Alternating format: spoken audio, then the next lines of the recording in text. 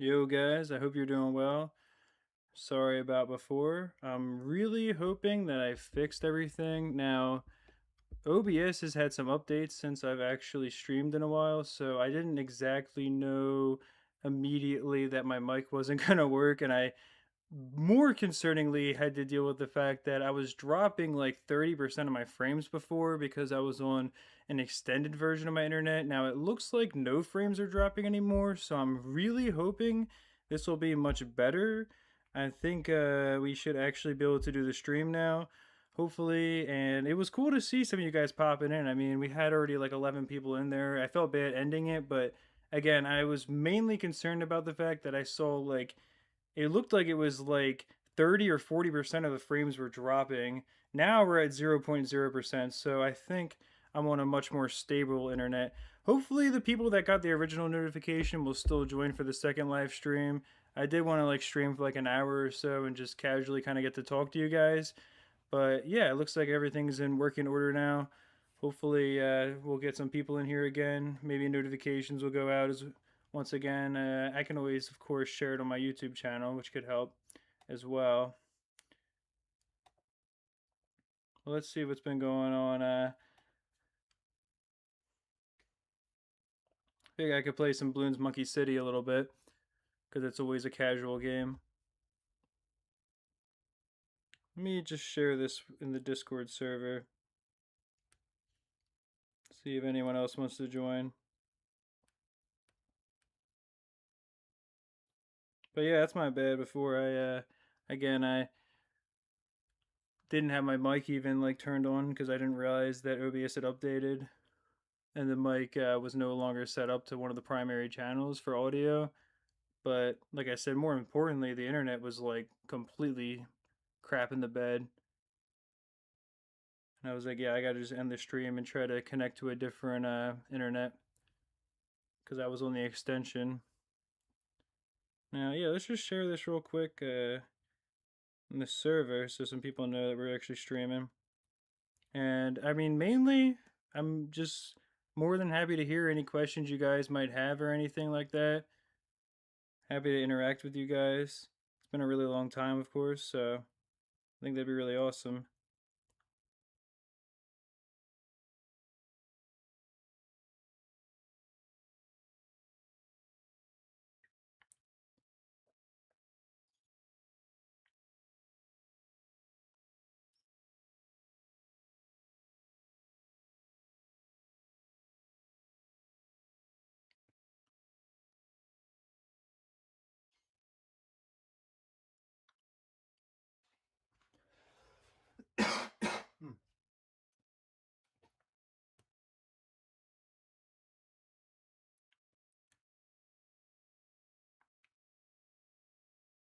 Oh, why did I end the last stream? Yeah, I was just explaining that I had a couple issues. Like I hadn't streamed in a long time, and I was connected to an extension of the internet instead of the actual main one.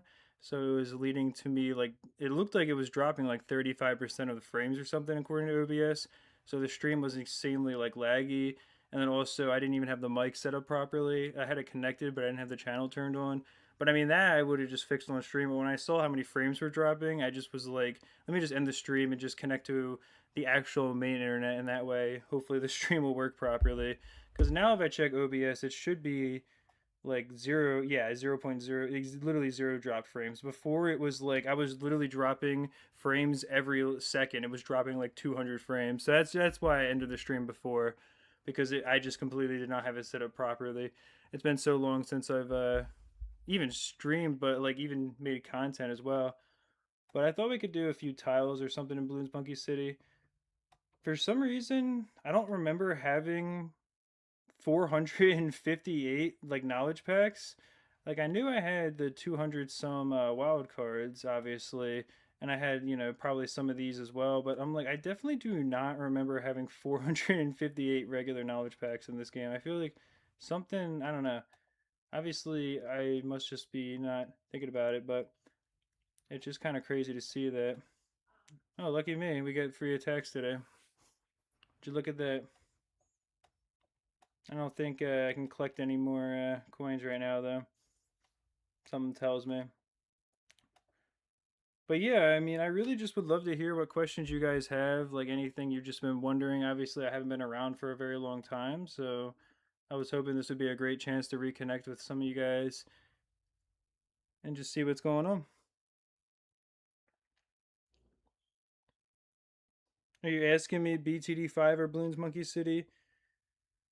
I mean, I would say BTD5 is I don't know. That's a really tough question because I think they both have their advantages, but I would say BTD5 definitely overall offers more potential to really enjoy the game in a I don't know, it's hard to say cuz besides contested territory in Bloons Monkey City, once you beat a tile, there's no way to go as far as possible. So you can't really test your overall skills and like you can't test super late game strategies. And the other thing that I really don't like about Bloons Monkey City is that if you're playing it on like the PC version or on Steam, I should say specifically, you basically will have the game crashing eventually unless you're super careful, and it can become a really challenging endeavor to like go super late game even on contested territory, and I feel like that kind of for me takes away some of the fun of it and makes it a little bit more stressful to try to like enjoy the game in that way. But yeah, I would say to me it's got to be definitely probably BTD5 overall.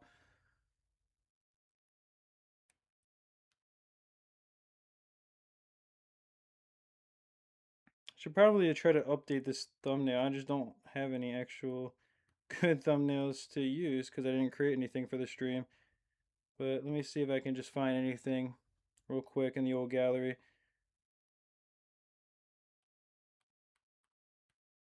Probably, yeah, probably not.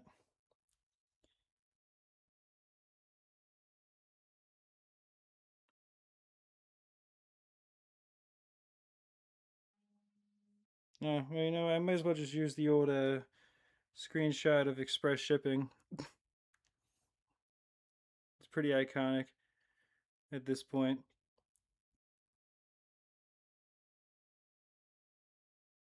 Late game is super boring, anyways. You mean late game is super boring? In BTD5, I take it you mean? Yeah, I definitely think it can be pretty boring. I think the bigger thing about that is it's just insanely time consuming. Like you have no opportunity to really speed up the game or anything. You kind of just have to accept it for what it is.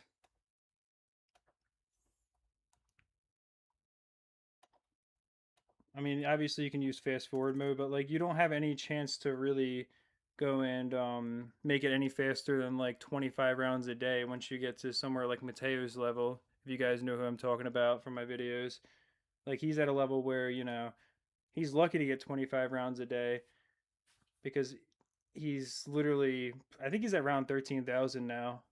And there's times where he's having to farm thousands of lives too, or I'm sorry, millions of lives at once, just to keep on progressing in the game. So yeah, I definitely think the late game for BTD5, you're talking about like the ultra late game gets super boring.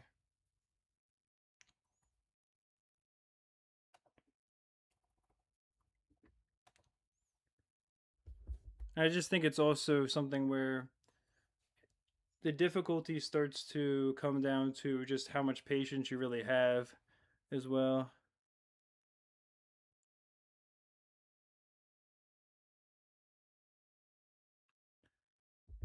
Well, I appreciate you checking in, man. I mean, yeah, it's been a while since I've posted. I've been trying to just kind of focus on, you know, being mentally healthy and everything. I feel like after a certain point, I was kind of maybe isolating myself a bit, and I just wanted to try to go out more, try to really walk more, and just, you know, enjoy nature and stuff. I mean, honestly, is all I can really say, you know. And also, the other thing is that when it came to posting videos, I feel like I was getting kind of burnt out. But also, on top of that, I just feel like my ideas were getting kind of boring as well. Like, I was posting a lot of challenges that just weren't really that interesting to watch. And I don't know, I just think it started to reach a point where even people noticed that. Like, the same passion wasn't really there. And, you know, I think that sort of started to affect things as well, you know? Let me see. I should have enough to get a. Yeah, there we go. But yeah, I just think like people, including myself, started to notice that maybe the same passion wasn't there for videos, the ideas weren't as good, and eventually it reached a point where I felt like I was doing it for the sake of just making the videos as opposed to having like a really cool idea that I was super passionate about. And I just kind of wanted to maybe take a little bit of a break, and that became a longer break than I meant for it to be. But I just kind of, again, I just wanted to try to take some time to really maybe develop a new passion for the game. Be honest with you.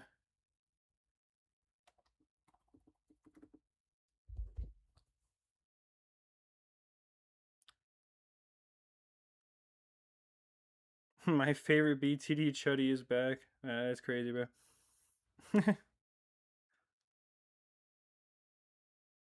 Ray of Doom or Aerial Denial System. I feel like in Bloons Monkey City, the aerial denial system can be really valuable because I think with all of the pierce glitches that you can get, where you can get like extra damage and stuff by increasing its pierce, I feel like it can do more overall damage per second than a Ray of Doom. And in this game, you can only put down a certain amount of each tower, so I feel like it might be better in this game from what I understand, but I'm not exactly sure. I mean, in BTD5, neither one of those towers are going to get you fully into the late game or anything.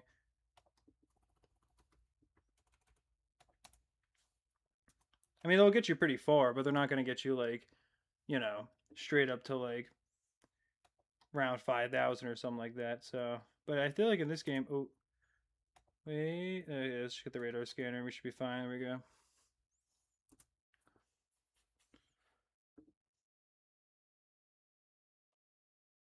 Oh, I can't quite fit that there. Oh, I'll just get some more Ninja Monkeys. I haven't played BTD5, or well, I haven't played Bloons Monkey City in really in a long time, but I just haven't played these games in a little while. So I gotta remember, especially with this game, how intense the round ramping can really be if you're not paying attention. Thankfully, I've been trying to.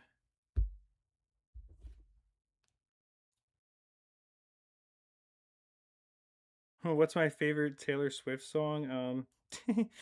It's hard to say, brother. I don't really. Yeah, it's not an artist I listen to, so I don't know that I have a favorite or at least or any opinion. I just kind of I'm pretty neutral in that, I would say. See, is there gonna be a ZMG? It's probably gonna be like a, yeah.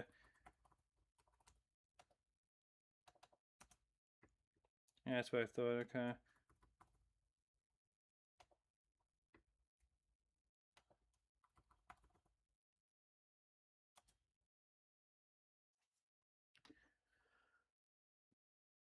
Yeah, but that's definitely not something I have an opinion on. The GOAT BTD5 YouTuber by far. Well, I appreciate it, brother. I mean,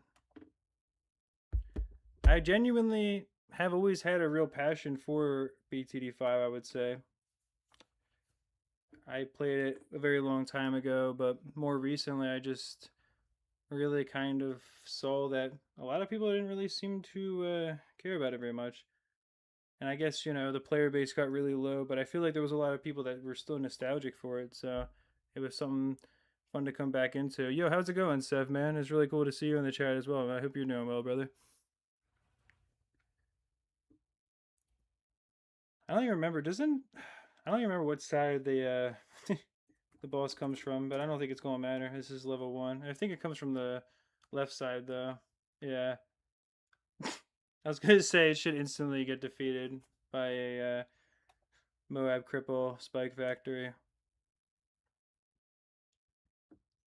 I guess I should start playing this game a little bit again. This is one of those games where you have to really keep on top of it to actually get like the max rewards in it. And I'm still not even level 40, so I at least should go for level 40 at this point.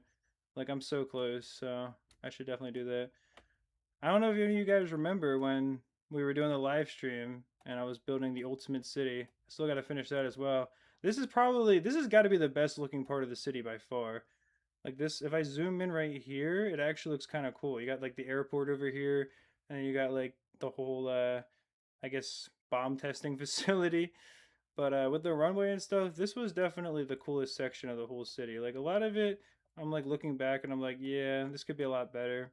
I could definitely like try to make this look more symmetrical and just have it look a little nicer. Yeah, for sure. Most of this like, but this one section I'm actually like pretty proud of. But that was a fun stream with you guys.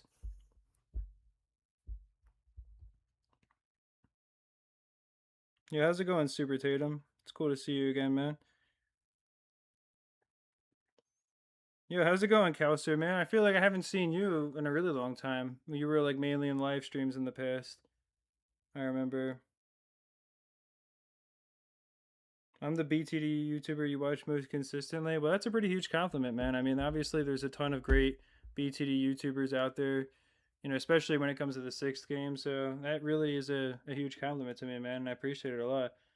But if you guys, like I said, have any questions you wanted to ask, it's been such a long time since I've even posted. I was mainly thinking this would just be a cool chance to catch up with you guys.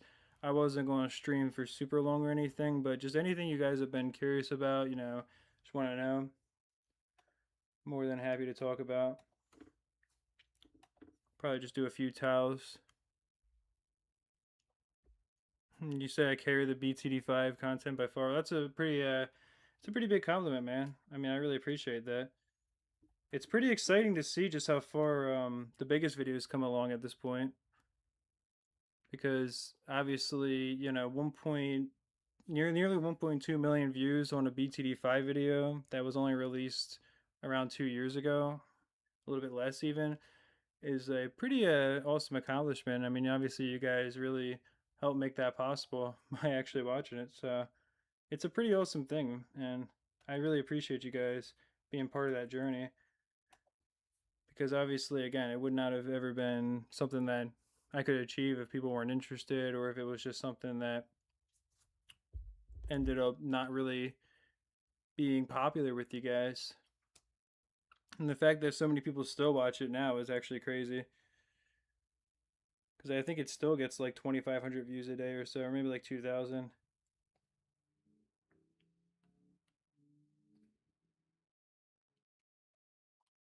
You said to play Revolution Idol. I mean, I don't know if I would play it on stream. I know the one time I had it up on live stream, that was pretty funny. But yeah, I think overall, I haven't really messed with Revolution Idol in a long time. That's one of those games where I feel like even if you try to like make it to the highest level, they're always gonna add more updates, and you're just never gonna really be able to like master it, if you will. But I mean, mastering is a strong term considering it's just a game that's based on purely on your patience.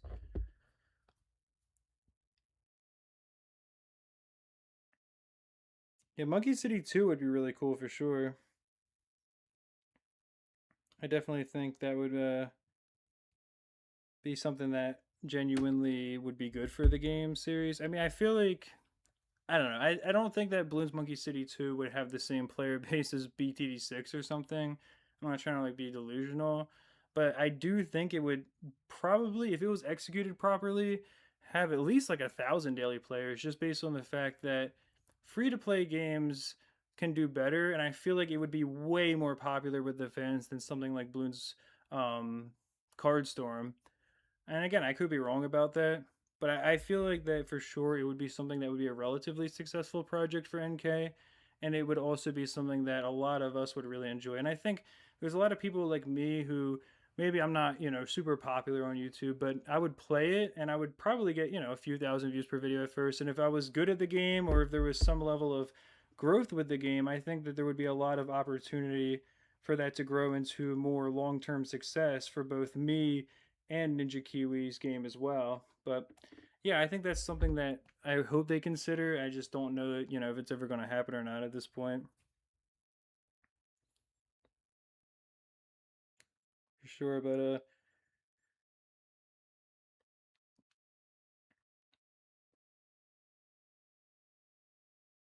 someone asked, what is it I like about BTD5?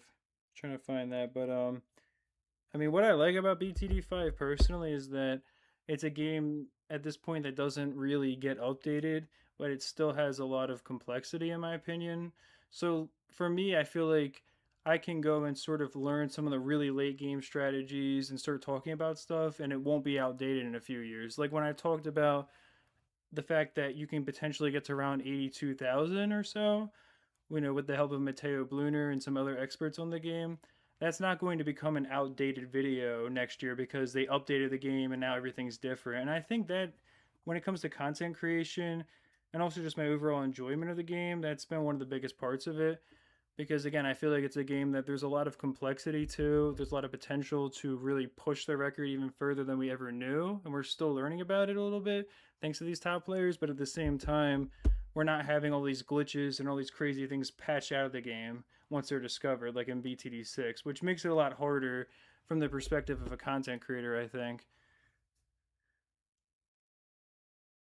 And Bloons Card Storm, how long have I been going? You've been going for a little while, man. I mean, I remember, what was that, like a year and a half ago that Bloons Card Storm came out, I think? Maybe I'm overestimating. Maybe it was like a year ago. It was a while ago, I feel like, at this point it came out. But I remember it was a thing that I kind of didn't have much belief in, and then some people were kind of disagreeing with me, but the video overall did pretty well, and I think a lot of people definitely agreed as well that, like, yeah, I mean, the game just kind of it wasn't necessarily terrible. It just wasn't a great Bloons game, I feel like, and it was a little bit lackluster for what it was trying to be as well, for the category of game it was trying to be, I think, but.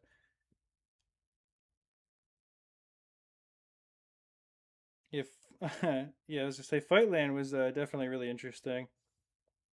That was pretty crazy. I remember that video did pretty well. Like, when I made the video, what's going on with Ninja Kiwi, that was obviously sparking a little bit of debate. I mean, now I'm sure he gets like not many views. Yeah, his 51 views in the last 48 hours. But I remember it has 121,000 overall, and at first it was actually pretty popular for sure. Right. It sparked a lot of conversation, which is the part that's interesting to me. I mean, that's the part I care about mostly, is just what it gets kind of people to say.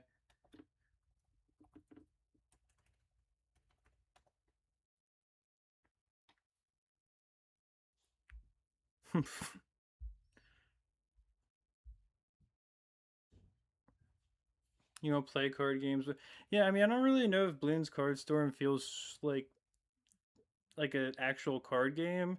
I mean, I played it a little bit. I had a couple of videos on my second channel playing it, and I just don't know that it really felt necessarily like a normal card game. I mean, I feel like it was meant to be like a, I guess it was kind of a PvP game. Well, no, not PvP. That's not right. It was like a turn-based sort of game, and I mean, from my experience, I feel like it maybe lacked a little bit of the lore that Bloons actually has to it, like the fact that there's a very specific charm to the Bloons series. I think that maybe it was lacking, and it's just also didn't really do much for the genre that it was trying to compete in. Like, I don't think it did much for RPG games either. And yeah, the Bloon Shipper is looking super good right now. It's kind of carrying, if I'm being honest.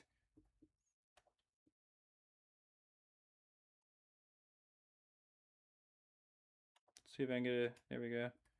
Second one up there.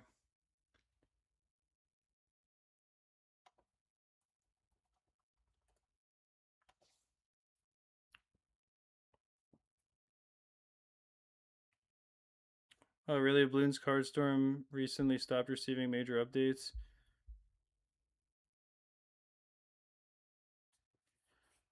Without giving any promises, do you think I'll do more streams in the future? Yeah, I mean, I definitely would like to do some more streams. I would probably try to plan them out better and announce them to the audience. I really wanted this to be more of a surprise for people that just kind of happen to be around right now, because I'm not going to be streaming super long, and obviously there's nothing really special going on. But at the same time, I just haven't posted in so long, and I haven't really gotten to communicate with you guys. So I was just thinking it would be really cool soon to just do a live stream, just not announce anything, and just oh, thank you, man, so much for the $1 donation. I really appreciate that, brother. That was really generous of you, man. Like I was just saying, there's obviously nothing special going on here, man, but thank you for that. I really appreciate you.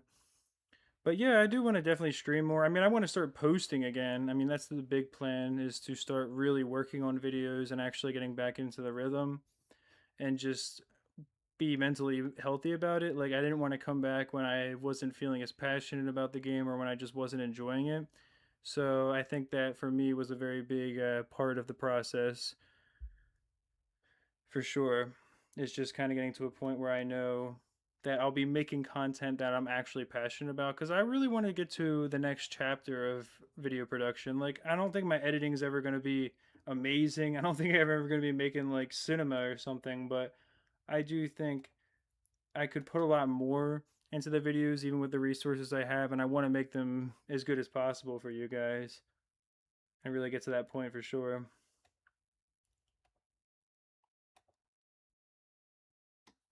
But yeah, man, like I said, thank you so much for the donation, brother. I really appreciate that. The donation has more likes than the stream. Insane. Yeah, I know for real, man.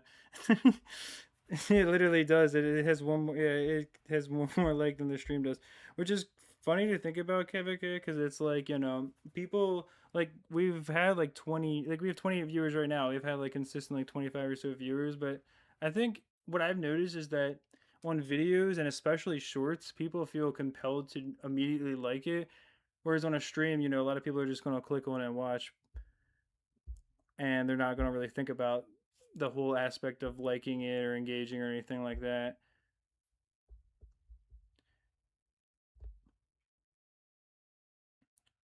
You said that was a new video going along.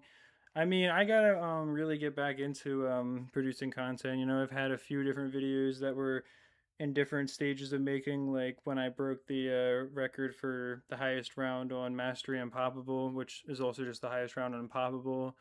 I have like a million clips from that. I started working on that and I never finished it. I got to make the video with viewer challenges that I did the community post about. And there's a lot of stuff I really got to do. So, to be honest with you, man, there's different videos that are kind of different stages. I'm going to probably try to work on a few smaller videos that I can release, like, within the next, hopefully, like, week. I mean, especially like the next, I would like to release a video in a few days from now and another one a few days after that just to kind of make some content again for you guys and have those be videos that will hopefully be interesting, but they're not going to be like massive projects where it's like trying to break some record or trying to do something crazy like that. I mean, there's certain things, again, like with the viewer challenges I want to do from the community post I made recently. And there's also some other challenges I would just like to do as well and some things I would like to continue. Like I can always, continue the alphabet series. And I mean, I know those videos won't do insanely well in terms of views, but I still think that it's really important to make that content that you guys enjoy as my core audience because I know there's a consistent viewer base for those videos as well. So I would like to kind of come back with some smaller videos that I know I can make in a reasonable amount of time without them suffering in quality. And then also while I'm making those videos and releasing them, I would really like to work on the bigger videos each day, put a few hours in each day, working on those bigger videos and then have those coming out, a little bit less frequently along with some of the smaller videos as I kind of come back to content. I mean, that would be really awesome, I think, for sure.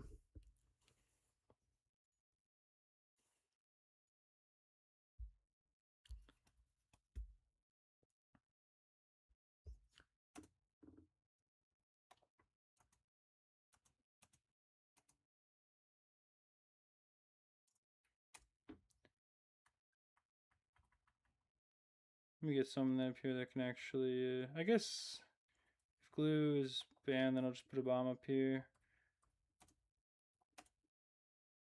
Down close, there we go. This map shouldn't be super tough, it's only medium, so should be able to wait to upgrade the Balloon Jitsu, or yeah, upgrade the double shot into Balloon Jitsu.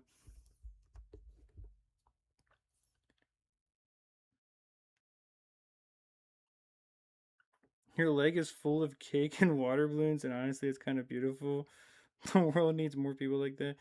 That's I don't know what I'm supposed to say to a comment like that. That's pretty interesting, brother. I played more Scratch Balloons games, Video Trust. Yeah, I mean, I remember back in the day, for me back in the day, like 2 years ago, almost 2 years ago, I made that video where it was like BTD6, but it's coded on Scratch. And I remember at the time that was my fastest growing video. Like that was the one for like a few months that was getting the most views of any video I made. That was a good one, everyone. I appreciate all you guys joining up on the stream. It's always cool to see people. You're a new BTD fan? Well, hey, that's awesome.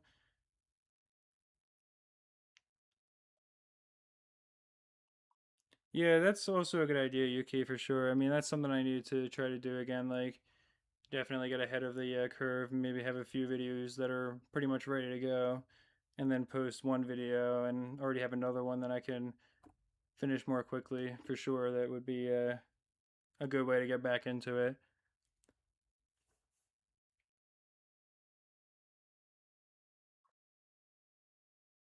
But yeah, when you're talking about an original Bloons story, like you said, like SJB used to do, I mean, I'm not exactly sure what you're referring to, just because I've never seen those videos from him in particular. So I mean, you can always give me more context on that.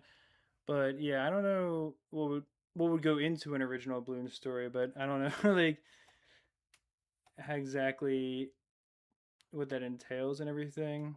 But I mean, I'm curious to hear more about it for sure. I mean, I can always just look that up. There we go. Now we got zero dropped frames. Cause yeah, I've just don't think I've ever seen that series from him. I mean, if it's something that if he's done it for BTD6, I'm not sure if he's done it for BTD5.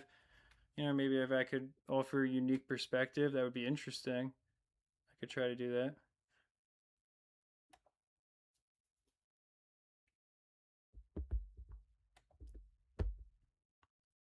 Alright, I wonder if I can get the balloon impact first, and then I can go for the camo detection on the village in order to deal with camo leads.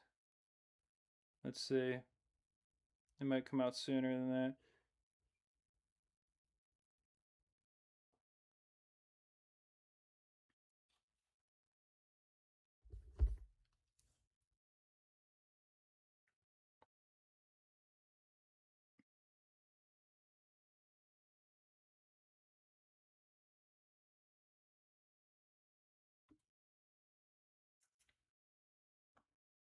You push the limits of BTD4 and BTD3. That's cool, man. I mean, I definitely want to try to get, especially back like to BTD4 for another video. I think I did an okay job in my second BTD3 video, but it still wasn't amazing. And that game is a huge commitment to just placing down the exploding pineapples on every balloon cluster and being ready for that. Like you really have to be on top of it. It's not like BTD5 where we're I guess BTD5 is really the only one where you're kind of able to just let the game run for you for days on end. Because even in BTD6, I feel like there's a ton of micro and other stuff that goes into super get late game runs. So yeah, I guess it's really just BTD5 now that I think about it, where you can kind of just set up the perfect defense and then you have to be super patient as opposed to having to do micro or anything.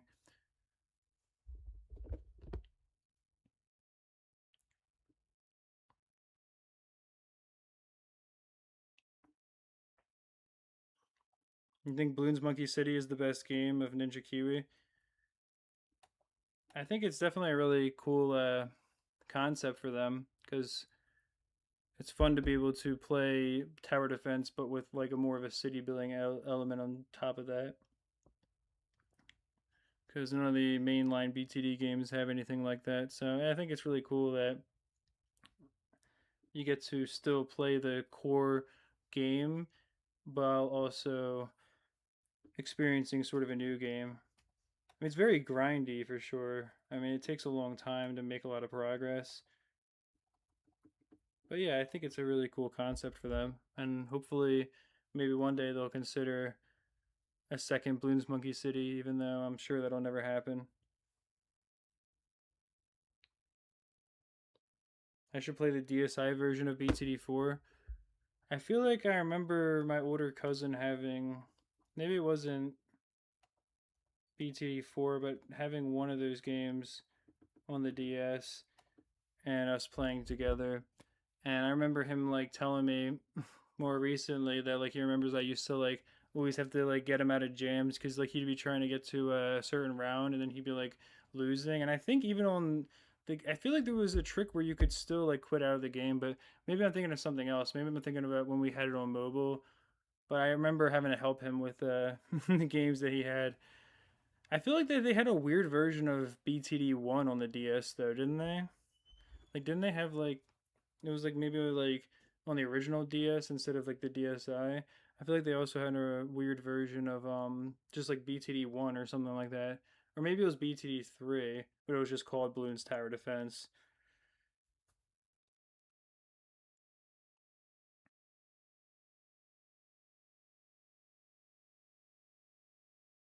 Well, I appreciate that, Carter. I mean, it's good to be back as well. It's really great to be talking to you guys again. Good to hear from some of you guys. What's the worst tower in this game in Bloons Monkey City? That's hard to say. I mean, I don't know what the worst, because I feel like every tower has some level of utility. I mean, yeah, for me, it's hard to say. I mean, I almost want to say maybe the tax shooter is the worst tower in Bloons Monkey City because you don't get that many of them, and they're overall not that powerful either. So I feel like maybe it's the tax shooter that I would say is the worst, just because it's not very helpful for late game, and it's also just something that I feel like you can't really like get much value out of overall. I mean, I guess the Blade Maelstrom can be really helpful sometimes early on, but I feel like the tax shooter is better in BTD5 than it is in Bloons Monkey City, at least in my experience. So if I had to take a pick, I would say probably the tax shooter to me is the worst tower in Bloons Monkey City, but I'm sure other people will have other things to say. I mean, I'm thinking about other stuff like the mortar and stuff. I feel like is not that bad just because the stalls can be really valuable for super late game, and most of the other towers are not that bad either. I don't think, but again, I mean, that would be my thoughts on that. Well, hey, Kouser, it was great to have you in the stream, brother, and I really appreciate it, man. Let's take a quick hydration break here. Get a little water. But yeah, like I was saying, if you guys have any specific questions you want to ask me, I'm more than happy to answer those.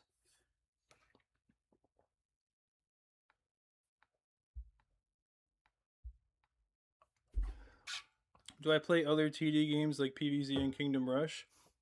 Honestly, no, I haven't. I've never played Plants vs Zombies, and I've never played Kingdom Rush even. I do have the entire Kingdom Rush series downloaded because at one point they were like 90% off or something on Steam. So I just bought all of them and I thought, oh, it'd be cool to make videos about these at some point. But I never got around to that. I mean, my laptop has issues recording like without having frame rate issues. So that's like a big thing for me is that, I've noticed I can record BTD5, BTD4, and like the older BTD games. For some reason, they seem to work perfectly. But then I try to record other stuff and it lags a lot. It's something I've talked about before, but that's been a huge issue. So I never ended up making videos about Kingdom Rush. And I'm trying to think the other tower defense games I've played. Well, I made a video about what I think is what I call the most underrated tower defense game ever, which is Warzone Tower Defense. It's an old Flash game. It's from like 2009, I think, and I mean, in my opinion, it is considerably better looking and has better sound design than Bloons Tower Defense from the same time. When you're talking about the first three Bloons Tower Defense games, and it's a game that I think is really cool. Oh my god. So yeah, that's something that I've talked about in videos that I used to play. I used to play like other Flash game tower defense and stuff like that, but I never really had a ton of experience with other Flash games, especially like the main line series like Plants vs Zombies and all that stuff.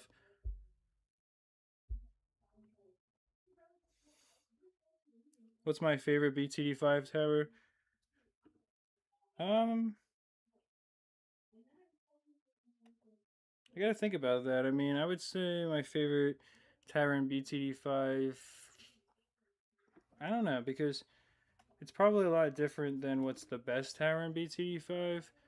But I don't know if it's like it's tough for me to say, but I feel like overall, like my favorite tower in the game is probably the Dartling Gunner because I don't know, I just kind of have always thought it was really cool. Like when I was younger, it's just a literal Gatling gun that you get to control, and the idea that you get to control it, I mean, it requires more effort, but at the same time, it had a lot of versatility, and it was just kind of a cool thing. And I always thought of it as a tower that would kind of save you from getting leaks when I was younger. Like you could have a couple of Dartling gunners and your other towers are missing the last few balloons or they're just getting out of range and you can save it with those. And I then kind of moved on to really enjoying it because it became sort of a meme on the channel when we had the point where like that guy Hunter was talking about how he claimed he got to around 455 or something like that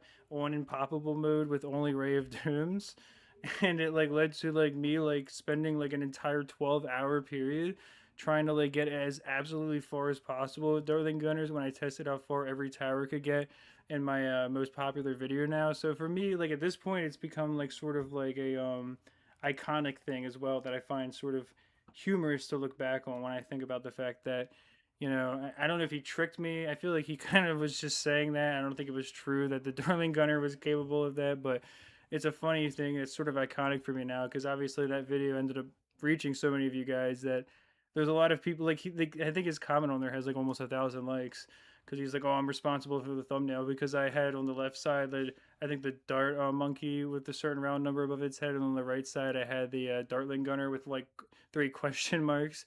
And he's like, "Oh, I'm responsible for the thumbnail," and it's just a funny thing for me. Like, I mean, a lot of those moments I find kind of funny to look back on where you guys have made funny jokes, like the one guy that said how the tax shooters really just pulled out like the 400,000 lumen flashlight or whatever in reference to that video, and I just seen that video. Stuff like that is honestly like some of my favorite experiences in the game at this point because I really didn't play it since I was a little kid, and I don't remember that as well. And having these moments that are just humorous with you guys, where we get to enjoy the videos and we get to joke around, or we get to have these little moments in the comment section, is for me, it's kind of like the coolest part of it, and that's what really brought me into continuing to playing the game and wanting to enjoy it. At this point, I feel like, and the Ring of Fire is far more expensive in this game. Well, that's a good point too. Yeah, I mean, if the Ring of Fire is way more expensive in Bloons Monkey City than it is in BTD5, then that only adds to the lack of value for a tack shooter. Because the Ring of Fire actually, if it was really cheap, low key, it could be sort of decent if you were a newer player and trying to capture maps like this, like where you have the fact that if you were to put it right where my mouse is or where this ninja monkey is, it would be hitting the entire center and taking care of basically all the leads for you.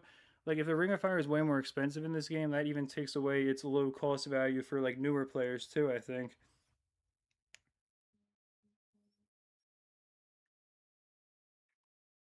Your first tower defense game was Canyon Defense on Flash. I don't know if I feel like I've heard of Canyon Defense. Was that a tower defense game or was it? I guess yeah. Maybe I'm thinking of something else. Because it almost reminds me of a game where like you would shoot back and forth at each other, but it was more of like an RPG or like turn-based kind of game. But you were defending like your side in it. But I'm probably thinking of something else.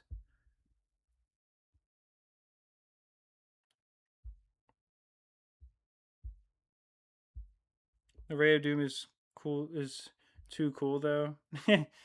Yeah, I mean it is pretty legendary for sure.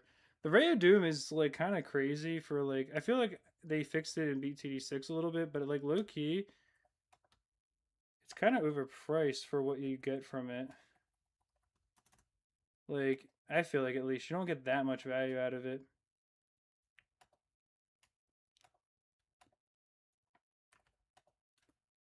Yeah, let's put that on close.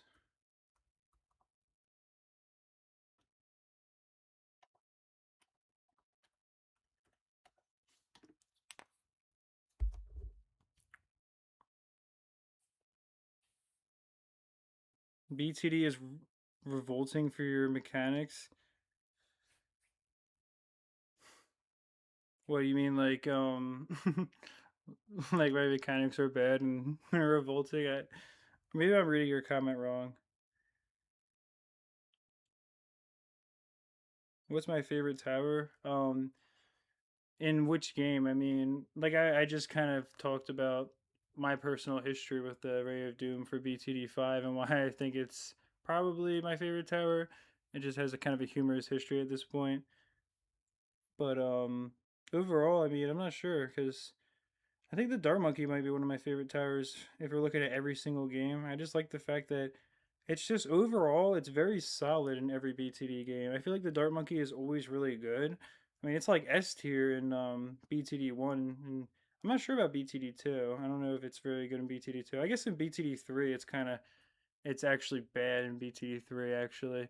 So I guess in that game it's kind of bad now that I think about it cuz the attack shooter is like S tier in BTD 3, right? So yeah, I guess it's not amazing in every game, but I feel like it's a pretty strong all arounder. I mean, I feel like it's still kind of average in BTD 3. Like it's not the worst tower maybe. But yeah, it's probably my favorite tower throughout the whole franchise. Your last day of school is this Thursday. Well, that's pretty awesome, man.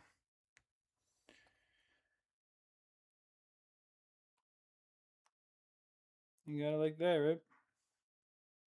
The grind will come to a halt for a bit.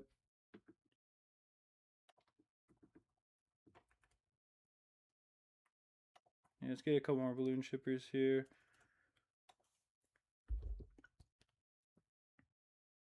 You're trying to get as far as possible in BTD4 mobile. Well, it's pretty cool that you still have a Well, wait. Do you play it on iPhone? Because if I'm not mistaken, you can still download BTD4 on iPhone, right? I know you can on Android, and I remember I tried to get like a cracked download the one time, and it just didn't work. Because I like wanted to make videos of it on mobile because I'm like I know for a fact it'll still be laggy, but it won't be as laggy as trying to play it on the Ninja Kiwi archive. That was really brutal. But yeah, I feel like if I'm not mistaken, you have to just have it downloaded still on like an old Android device, but I'm not sure about iPhone. Is there supposed to be a game sound? No, I mean I can turn up the audio a little bit. I just didn't have it on because it can be kind of like a little bit repetitive, I feel like. Also, sometimes the sound becomes like unsynced. I've had issues with that in the past, but I mean I can turn on the game audio. I just, again, this stream was meant to just be kind of a casual chance to catch up with you guys for a little while. It's not supposed to be anything too special, obviously, because it has been a while. The Hydra Rockets are horrible in BTD5. I don't know if I'd say the Hydra Rockets are horrible in BTD5. Oh, the Hydra Rocket pods, like when. Oh wait, no, never mind. I'm thinking of the fourth tier. Like, I feel like if you use them in a situation where you have them like under multiple Pierce upgrades, like if you have your Monkey Lab maxed out to get extra Pierce, and then you also have the extra Pierce from a village and everything, I feel like they can get kind of powerful.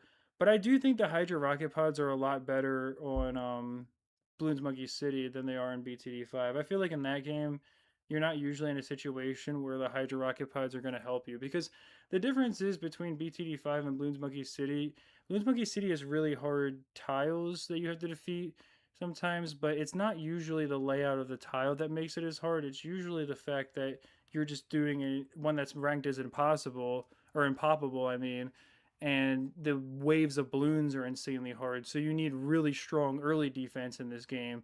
And something like the Ray of Doom, I mean, not the Ray of Doom, I'm sorry. Something like the Hydra rocket pods in this game can actually be insanely valuable to really surviving some of those early like waves where it's like, oh, you have to face ceramics on round 3, and oh man, you have to face Moabs on round 5. Like that can really help you to catch the ceramics and break them down.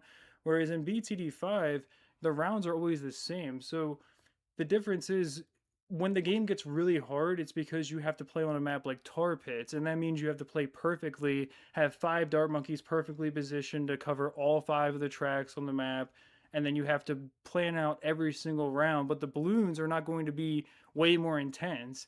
They're just going to be way more difficult because of the layout of the track. So I feel like the difference between the two games is pretty significant in terms of what towers are actually good between the two. Like, again, I feel like in Bloons Monkey City, you're going to get way more value from something like Hydra Rocket Pods, or like the Ninja Monkey, for example, in this game, is an insanely good way to start. Even on impoppable tiles, it can be insanely valuable. Whereas, like on the hardest maps in BTD5, you're not really going to see somebody starting with the Ninja Monkey.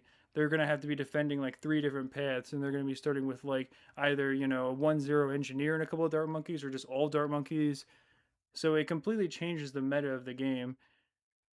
And I feel like it's interesting to consider the significant difference between how these two games level in skill. I mean, the thing about Bloons Monkey City is that once you're like pretty experienced with the game, it's not that hard to beat like anything. Like you can literally beat anything in the game. I mean, once you're, especially once you're a high enough level, but also just once you have enough experience, you know how to just kind of start for every single tile in the game, and it's super easy.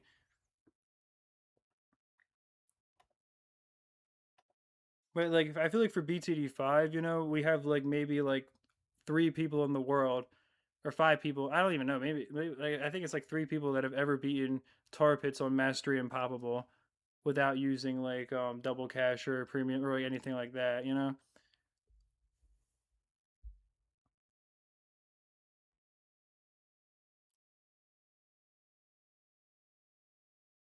You think my profile pic should have express shipping? Yeah, well, it could be a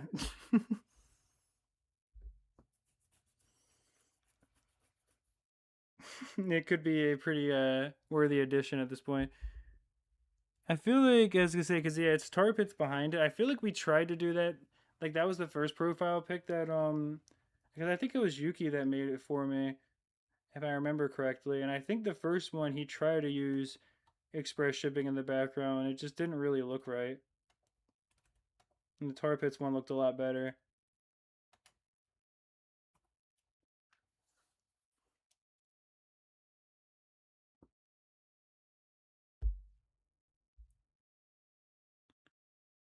You're about to finish your master's degree? Dang, dude. That's pretty insane, man. So all I can say is congrats on that, brother. That's a huge accomplishment.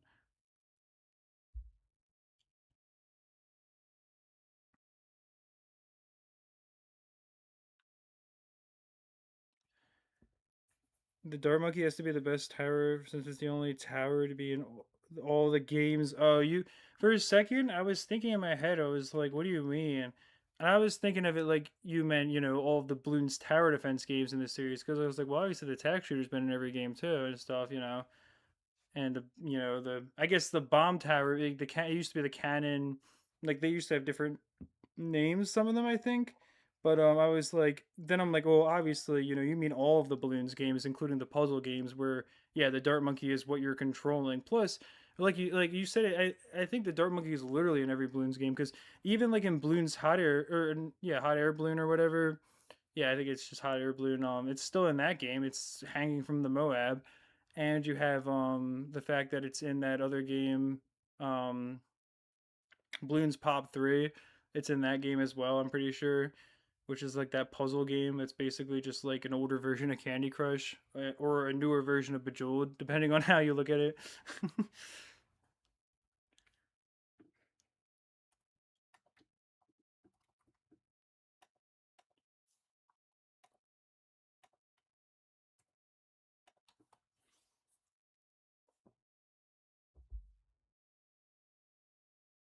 It's even in Bloons Adventure Time Tower Defense. Oh wait, yeah, that's actually a good point. Is the Dart Monkey in the Bloons Super Monkey games? Or is there like a theory where like the dart monkeys are actually the same as super monkeys? They're just like underpowered super monkeys. But yeah, well, I guess that's a good point. It's literally just a monkey. Maybe it's like any monkey could be a dart monkey, right? Like I wasn't sure because I know in BTD6 you can put the what is it, like the capes from Geraldo, I think it is, in his shop. And then obviously we have the Super Monkey fan club where Dart Monkeys can become Super Monkeys briefly, in the older games too. Well, I think it's just what, BTD 5 and 6. I don't think it's in BTD 4, right? If you want BTD 4 mobile, you need extra files in Android because it checks it. Oh, yeah, that makes a lot of sense. Cause yeah, it was just like exactly. I had the raw APK file and it just did nothing. Like it would just like it would start to bring up the game and then just nothing would happen. And like they're just looking at it like, oh, it's a pirated version, which, to be fair, that would have been the case years ago. Like, but the thing is, if I could buy BTD 4 on Android, like I would do it. I mean, I would not mind, obviously purchasing BTD 4 on my phone if I could do that. But the thing is, they just don't have that option, so that's why I was trying to look for another way to get it.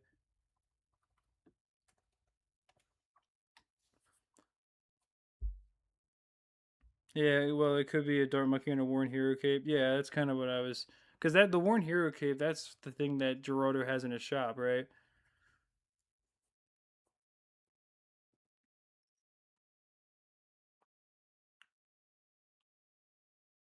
Or Geraldo, I guess. I guess it's not Geraldo. I guess it's Geraldo. It's technically pronounced.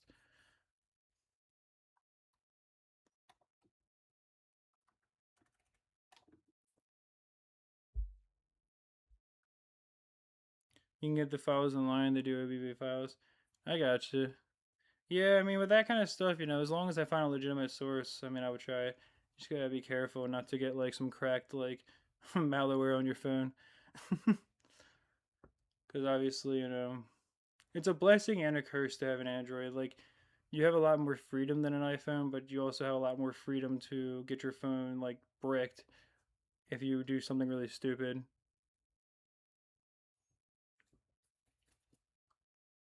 So that's the big thing about that.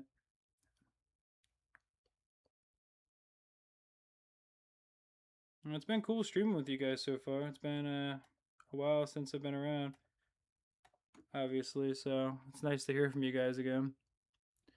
And if anyone in the chat just wants to ask anything, I that's the main reason why I wanted to do this live stream for a little bit. I just want to kind of answer your guys' questions, see what you have to say.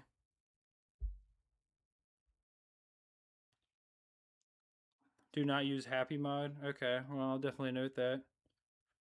Is that something that's on Android, or is it something that, like, I'm guessing that's a thing for Android? But yeah, I'll keep that in mind for sure. I mean, there's a lot of sketchy stuff out there, I think, unfortunately.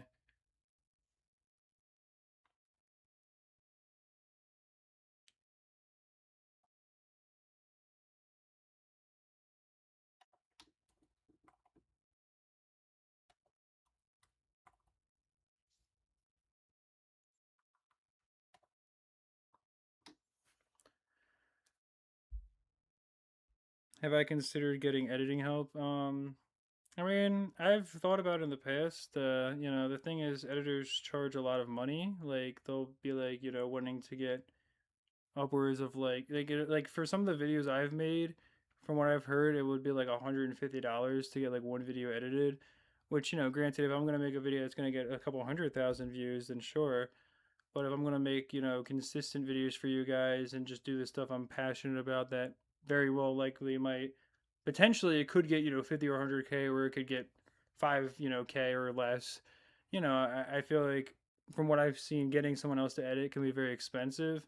And also, generally, people don't complain too much about my editing. I mean, it's pretty simple, but I feel like there is some level of value in a consistent, sort of reliable thing that people come to know and enjoy. But yeah, I mean, it would really depend on. I mean, I think, the biggest thing I could do for myself that would be smart is for me to go and maybe take a few courses on editing and learn a little bit myself. I mean, I think that would probably help me a lot to not be intimidated by more intense editing software, like just like anything really. Like, I mean, I know different people use different things. Like, I guess Adobe Premiere. There's some people. I guess. Well, I don't know. I mean, I'm not exactly sure even what people use. Like DaVinci, I think. Some people, old school people, use, I think, Sony Vegas Pro and stuff. but you know, it can be definitely a little bit intimidating if you don't know too much about it. For me, at least, just trying to get into that because I feel like hold me back. But at this point, I mean, it's something that would definitely be worth doing, I think.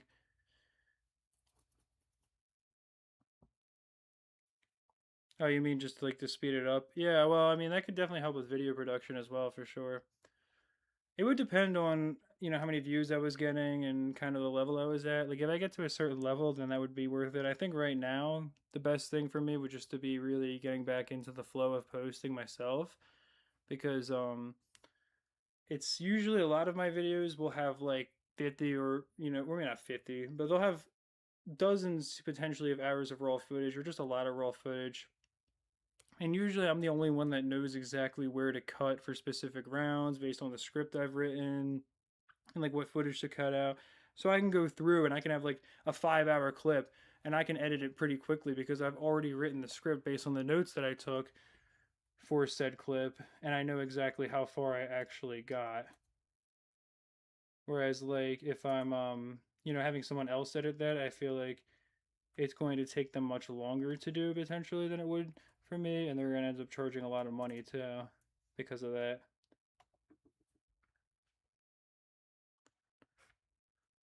It's your mother's birthday today? Well, hey man, happy birthday to her, brother. Get a little hydration real quick.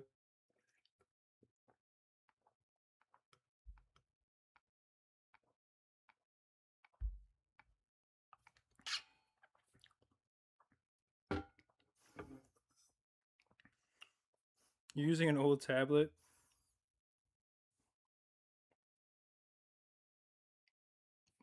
You rooted an old Android tablet. That's pretty cool, man.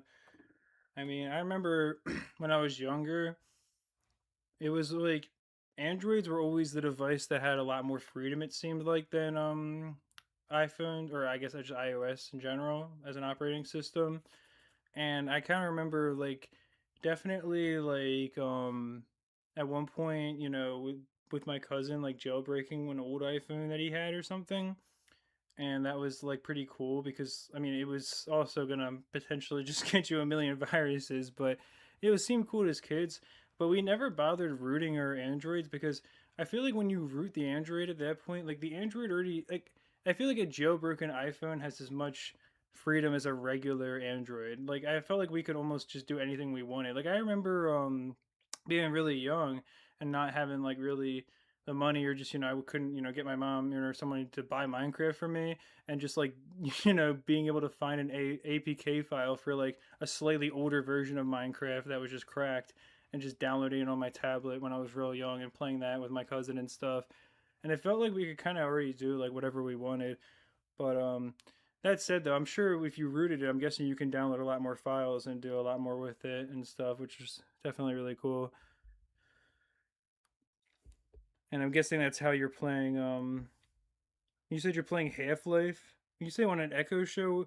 On an Echo Show, what do you mean by that? Is that like something that determined the game, or do you mean like it's like watching a slideshow because it's like so slow, because like it's not like working at all. Like the frame rate's so terrible.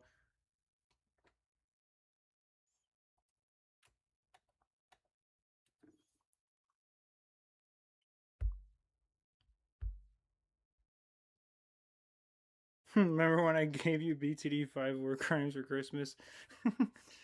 Yeah, I definitely remember that video. I honestly was hoping I didn't expect that video to get like 100K or something, but I was kind of hoping it would get like 20K because I thought it was pretty funny. And I felt like I tried to do a bit of like actual like research. I mean, I'm not saying it was some masterpiece, but I felt like at the time I really did try to make it like genuinely like I tried to find as many actual war crimes and try to read even like a little bit of stuff and reference certain things in order to make that video actually like as entertaining as possible because yeah, but was that really around Christmas time that I posted that because that makes it even funnier.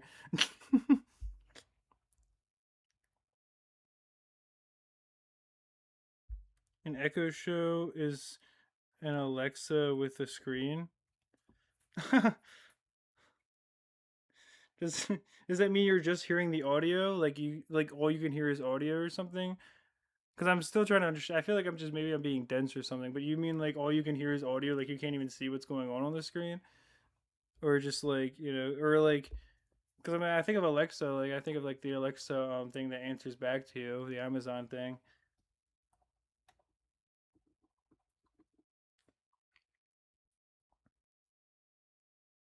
How far can you go in BTD5 without committing any war crimes? The funny thing is, you saying that, I've thought about that before. Like, that's like, if I did that the right way and maybe had like a really banger thumbnail and like better editing and stuff, like that kind of video could actually do kind of well. The problem is, I don't post videos like that. That's the kind of video I would watch. Like, I would watch some random video where it's like, oh, I'm playing this game, but without committing crimes, or, oh, like even if it's a game I don't play, I would definitely watch a video like that. But the thing is, can I make the video well enough to make it like actually do well? That's the thing. Because I feel like that actually genuinely could be a really good video. And the thing is, I mean, I have a few BTD5 videos that, all things considered, I would consider a lot of views for the game. And so I feel like it should be possible. But yeah, that I got to go about that the right way. Davey Gunface would do that on BTD6. Yeah, well, he's the one that obviously like I think he's the one that pointed out like all of the war crimes in BTD6, and it's like a 3 hour video, or maybe that's the video I'm thinking of where it's just like a complete like analysis of it or something. Because yeah, he has some really crazy intense videos on BTD6.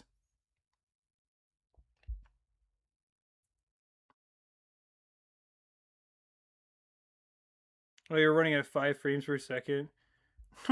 Yeah, that's pretty brutal. I say we should be fine there. Just get some more defense.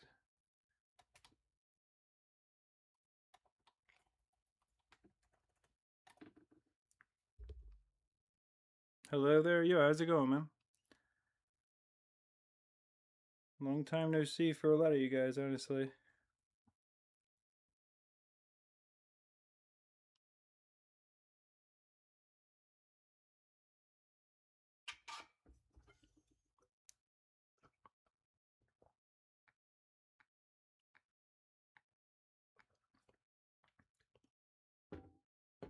The 3 hour videos is ranking every fifth tier.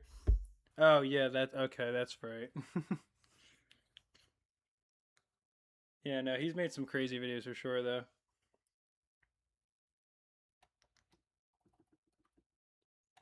And yeah, Yuki, I think it would be something that if I executed it right, it could do pretty well. I mean, I have to try to improve, the whole sense of humor behind it, because that's a big thing with those kind of videos. Like a lot of those people are more charismatic with the way that they do their commentary. I'm very matter of fact, and sometimes I can be kind of dry. Whereas, those kind of people, they're gonna definitely be more entertaining with the way they deliver it, and I think that's something I would have to practice too. Is trying to like, because I think there's times where I can, be a little bit more naturally kind of funny if I'm just not overthinking it. But the problem is I always overthink it, and I just come off as awkward. So I think that would be something to work on too if I try to make a video like that. But yeah, I definitely think it would be a really funny thing if it worked out well, for sure. And it would be a good follow up to the original video as well.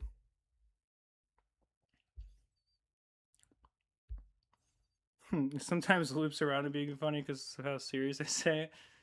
I guess that could I mean, yeah, it might come off as, I don't know, it's dry or something, or just like yeah, I mean, there's been a few times where I try to have better commentary, and people definitely pick up on that when I was like, I think when I tested how far could the full map of each fourth tier tower get compared to like each third tier and everything. I think some people noticed that the commentary was a lot better on that, and I think it came off as more natural and had a bit more humor behind it, kind of mixed in with the actual commentary itself. But yeah, I mean, again, that's something that if I was gonna make a video like where I'm trying to do something really ambitious, where it's supposed to be humorous mainly, then obviously I would have to practice for that a little bit, make sure that I'm able to deliver commentary and everything in a way where it would be more appealing to people. Because yeah, I know how those kind of videos are usually. I mean, if you watch them, you're gonna find the person like pretty funny, and they're also gonna be pretty decent at the game too. I mean, that's the balance. Like they're actually pretty good at the game, but they're also funny as well, and that's where those videos do well, I think. I mean, they're not gonna be like a pro or something, but they're gonna be good enough. But they're also gonna be very charismatic when it comes to the way they commentate. How's the amnesia going from the one video? I mean, it's got a little better. Obviously, shortly after that video, I forgot that I had a YouTube channel. So, you know, that definitely wasn't good. I mean, it was like 3.5 months that amnesia lasted for, but at least I'm starting to recover. Just drink a ton of coffee before recording. I mean, yeah, maybe. My caffeine tolerance is definitely pretty low now. I pretty much like have not been having coffee at all. I think I had coffee for the first time in like 2 months the other day. I mean, it didn't have me like wired, but I was definitely like, wow, I can actually enjoy it again. Because I used to have like energy drinks and stuff a lot. And, huh? I guess I'll just have to let that leak. Couldn't afford a wizard in time. I think the wizard's expensive. Oh no, it just must be banned on this map. Yeah, duh. It's just restricted. I had to say, I was like, the wizard's more expensive than I remember it being in this game.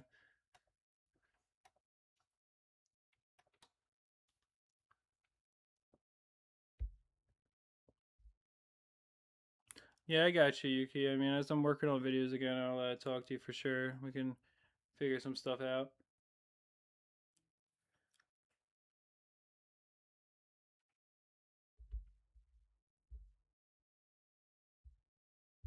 The first sled leaking is like a tradition at this point. Yeah, I mean, it does happen a decent amount.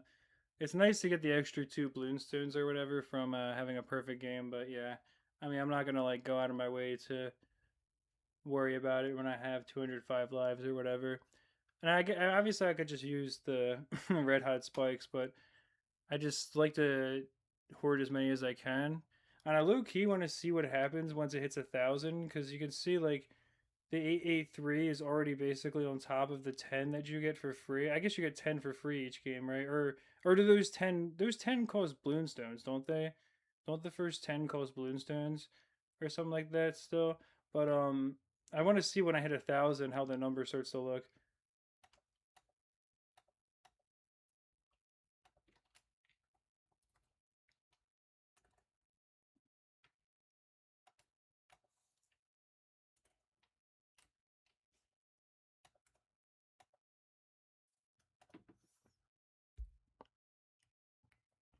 But yeah, I'm probably not going to stream for super long here. I mean, mainly I just wanted to kind of catch up with you guys, which has been really cool.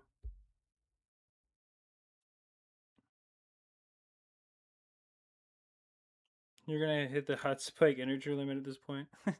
2.147 billion. It's kind of cool that BTD5 actually stores cash as a double instead of as a integer, where like the lives and stuff are stored as an integer that is limited to I guess this I couldn't even think of it for a second, the 16-bit integer limit. I was like struggling to like limit the huge brain or no, it's 32-bit. Oh my god, it's right, it's the 32-bit integer limit. It's the and it's the signed one specifically that's obviously 2.147 billion, and then it's double that if it's unsigned. But since the cash is stored as a double, like people can just keep on earning money. I think Mateo on his free play run, I'm pretty sure he's surpassed 500 billion cash or something like that. But like if like in theory, if like cash were also stored as an integer, then he would have to keep on going and wasting his money like pretty frequently just to make sure that he didn't go over that limit, which is kind of funny to think about. But yeah, if you guys had anything else or just anything in general you wanted to ask or anything, I'll be here a little bit longer, but I'll probably sign off pretty soon. I mean, I started the live stream pretty late as it is, And so I just kind of again just wanted to catch up with you guys and let you know that I'm going to be coming back to content and everything. And hopefully, some people will see the live stream and they'll be like, oh, I will join the next one and we can kind of get a little thing going again.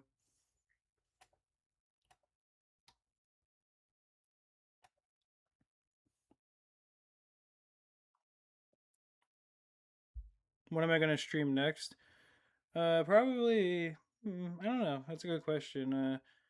Probably in the next like week or two. I mean, I don't have a specific date. The next time I stream though, I'm gonna announce it like a few days beforehand on a community post, so that way people actually kind of know and you can anticipate it.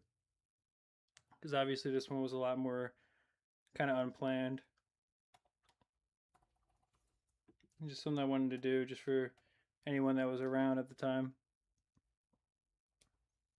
Oh, you only get to place 10 in total? Oh, I see. And it's just telling you only get to place 10. That makes sense. How's it going, Makram? How's it going, ADHESW? Guessing you're not the same SW that I remember.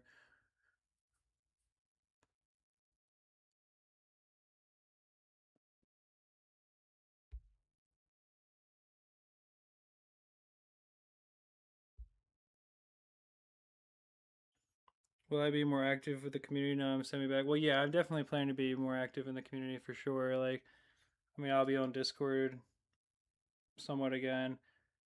At least, to an extent. I mean, I probably won't be on like all the time, but I'm going to be trying to work on content too and trying to engage with the community in ways that we really got started. Like, I definitely want to be back to working on videos. I mean, I've been trying to lately, I've been walking a ton and just trying to be outside more and have some other experiences. But, just been focused on stuff like that for a while, but now I definitely really would like to be back in the community for sure, yeah.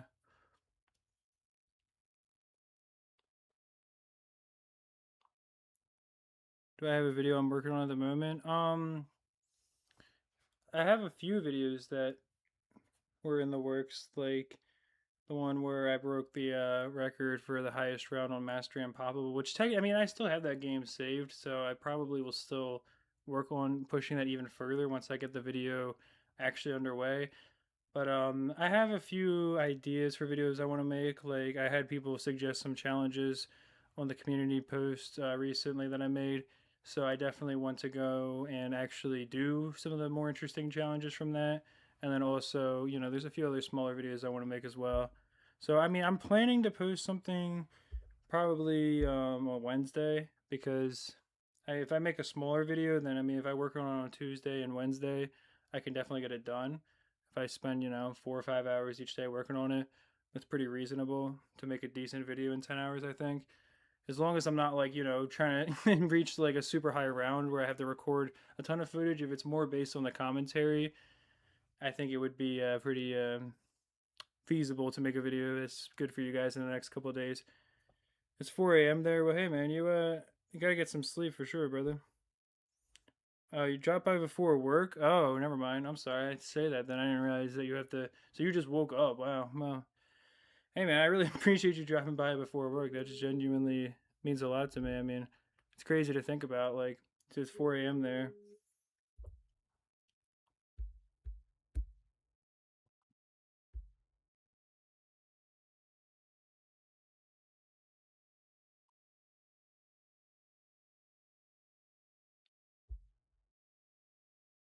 You want to give memberships, but you have no money? Well, you shouldn't worry about that, man. I mean, I appreciate the sentiment, but obviously, I don't ever want anyone to feel pressure to do anything like that. I mean, I don't even think there's a way that like YouTube doesn't let me. I don't think gift memberships myself to people or anything. But in the future, if there is something like that, I could always do some. Especially if we have a live stream with a decent amount of people watching, because in the future I want to try to announce the live stream before it actually happens and make sure that it's really as poppin' as it can be. But yeah, I mean, obviously, never feel pressure to do anything like that, man. I mean, I appreciate you being here and being part of the live stream.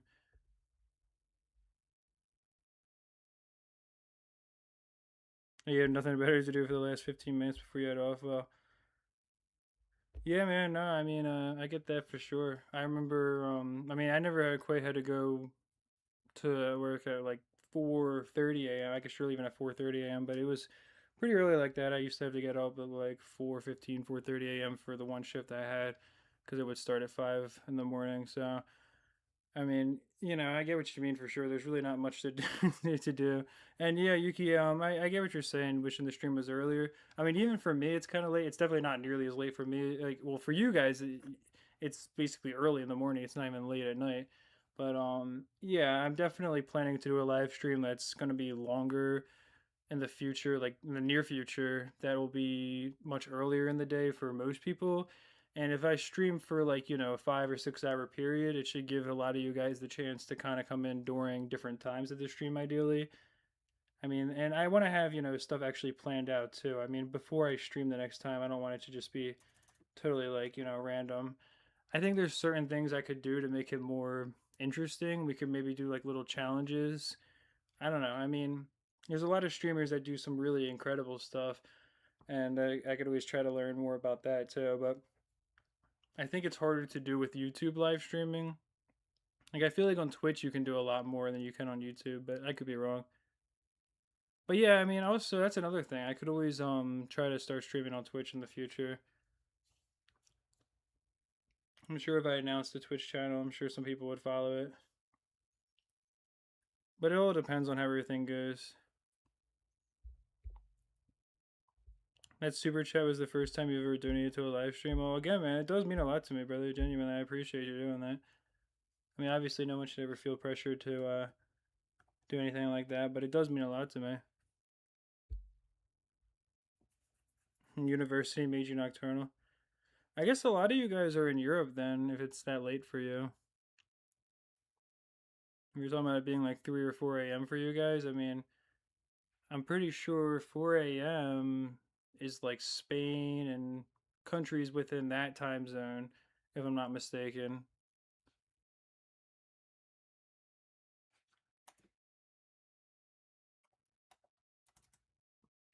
That time, Yuki, the tradition got broken. The lead almost, and then the first lead almost leaked, but I was barely able to afford a bomb.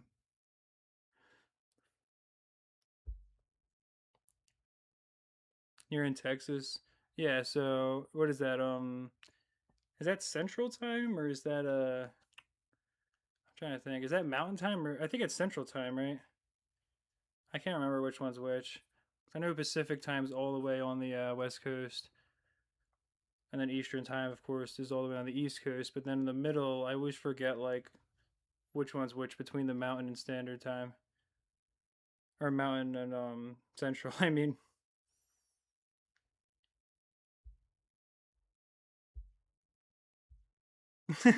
clutched up the lead this time. Yeah. Yeah, I'm not very good at the whole like I look over at the phone to look at the messages and then I'll look back and be like, "Oh, shoot, something's happening. I should probably pay attention." There's a lot of streamers that are actually like really good at that. They're like really good at looking at their messages and reading them as they're playing the game. And maybe, it'd be smart for me to have something where the messages pop up on screen. A big reason I don't do that is just because I worry about having too many things on the screen that get in the way of the viewing experience. But I mean, I'm sure if I had like a small chat box all the way on the side, it wouldn't be a big deal.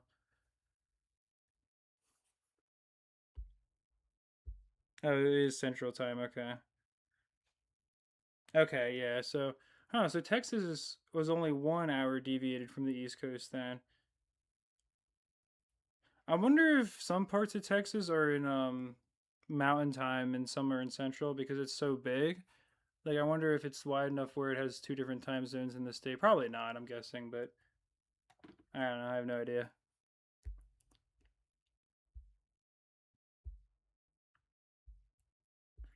Oh yeah, well the Door Monkey Specialty Building in BTD5 is nice for sure. I mean in Bloons Monkey City, of course, we don't have any specialty buildings, so I'm just using the bomb tower in place of like any other good lead popping. It's also just because these maps are pretty easy. I mean, if I was playing really hard maps, from what I remember, in my experience, starting with a ninja monkey and a wizard monkey was pretty good on like the impoppable maps because it gave you a lot of versatility. And the other thing is, in this game, instead of having the specialty buildings, you have all of those like research cards that you get from Monkey Knowledge.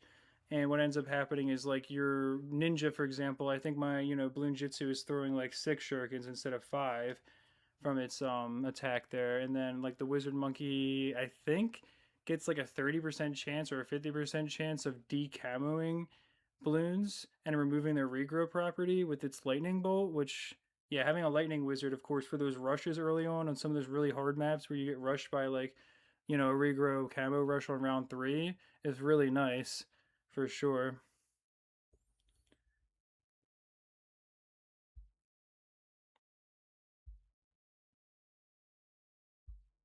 No time is the same. Oh, it's you mean it's the same across the whole state?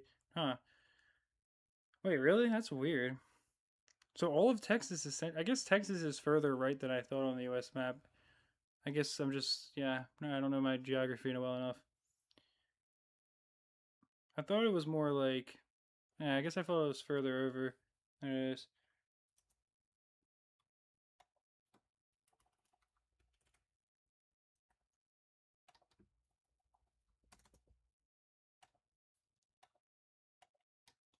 Here we go. Huh? Well, this would be a good time for the wizard for once. If I had just not bought the lightning upgrade, whatever, it's fine. That's pretty stupid. Obviously, I should have gone for a 1-2 wizard so I could have afforded the ability to pop the camo leads, but that's alright.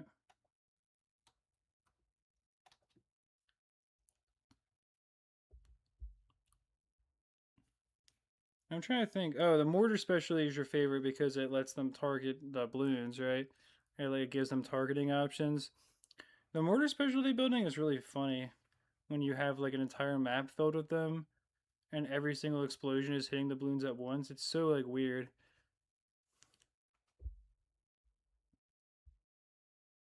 You only use the bomb shooter for PAP ceramics like around 63.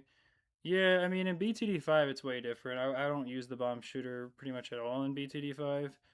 I feel like in that game, the glue gunner is better a lot of times for just like the fact that you can both pop the leads and slow them down. Like if you're dealing with really hard maps where you have to defend several paths at once, I feel like the glue gunner can be kind of valuable in that game. I mean, I'm not I can't really say I'm an expert on beating like extreme or maps or something, on Impoppable. I mean, I think I'm decent at the game, but I'm not an expert on some of those like super hard challenge runs, but I just feel like, yeah, the bomb shooter is not super useful in BTD5. I think in Bloons Monkey City, it's probably not amazing, but I think it has more versatility at least. I think there's like, for one, a lot of the tiles are ones like this where the bomb cluster gets to really hit a lot of balloons at once. And when you have the balloon impact, it's kind of nice because you're slowing down a ton of them and stuff. Like right there, like it looked like I should have lost, but then like they kind of just clutched up. And I think a lot of that came down to the bomb cluster. Oh, let's see if I can.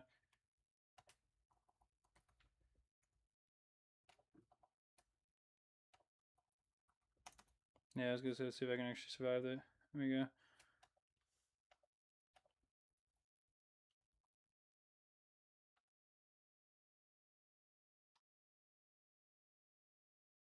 You wish I had a beast PC for BTD5? Yeah, the problem is it's expensive, man. I mean, you're talking about several grand for like a really good PC build. I feel like, like my laptop. I mean, I remember I got it on a Black Friday sale, and it was still like $1,000. So, I mean, normally they were like 14, 1500. So, I mean, I think of it like maybe if I could find a really good deal on something, I could level up. But like, yeah, right now it's kind of tough for sure.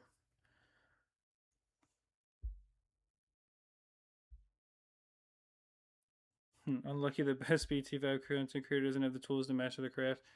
I mean, yeah, well, the thing is, I don't think it affects my BTD5 videos that much, though, because if you look at like some of the stuff I make there, like in the past, it looked really bad because I had my bitrate turned down. But then when I turned up my bitrate in more recent videos and was recording, it kind of like the frame rate didn't really get bad. Like, if you look at like my second most recent video, which is the challenges, because obviously my most recent video is just like a compilation of older content.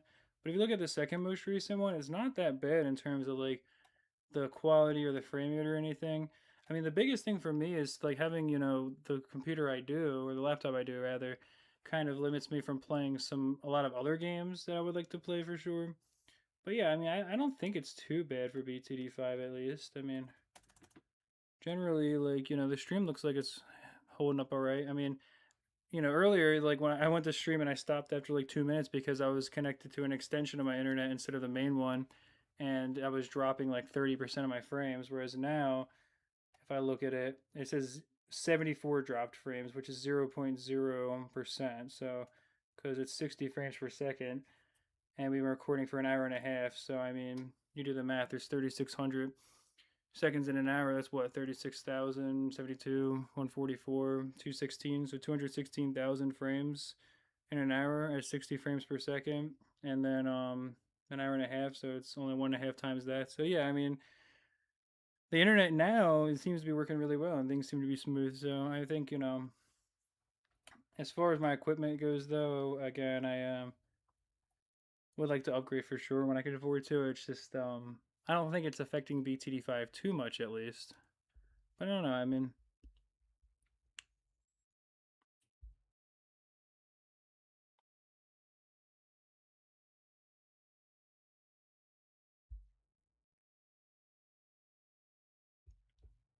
the lag in BTD5 is caused by software. Well, and also, if I'm not mistaken, BTD5 is coded really inoptimally, right? Or unoptimally, yeah, inoptimally. I think it's coded really unoptimally though, to where like you can only use one core from your CPU, right? When you're running BTD5, and I think it's even true for BTD6. But my understanding at least is that has a pretty big effect on performance, even with really high-end computers. I mean, obviously, something higher end, I think you can go further, but because you're saying like one core is still going to be stronger in a better computer, but I don't think that the performance scales up as much as you'd expect it to with better devices.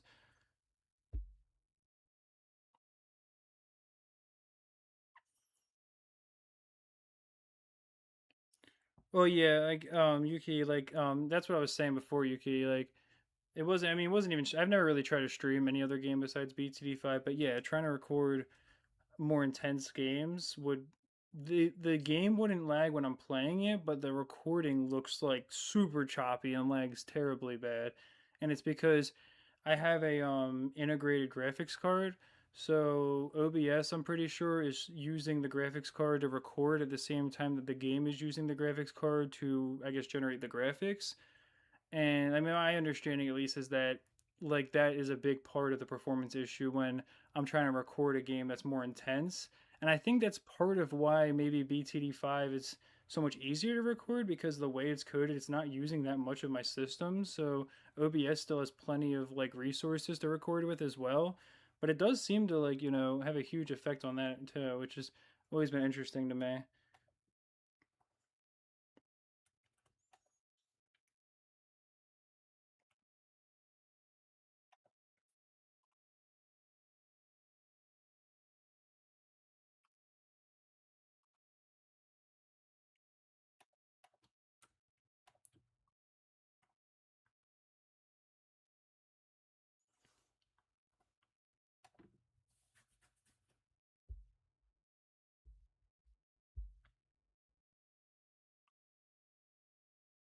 I appreciate that, man. I mean, like, yes, I've had some people be surprised, like before, when I would mention, like in some of my biggest videos, that I was doing that stuff on laptop, and they would be like, "Dang, dude, respect for, you know, doing like this on a laptop and stuff."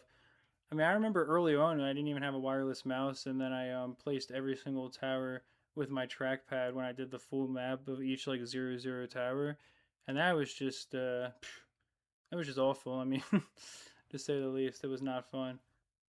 But now, of course, I just use auto hotkey anyways. I wouldn't even use a wireless mouse to do that. I mean, that's still like way too painfully like painstaking.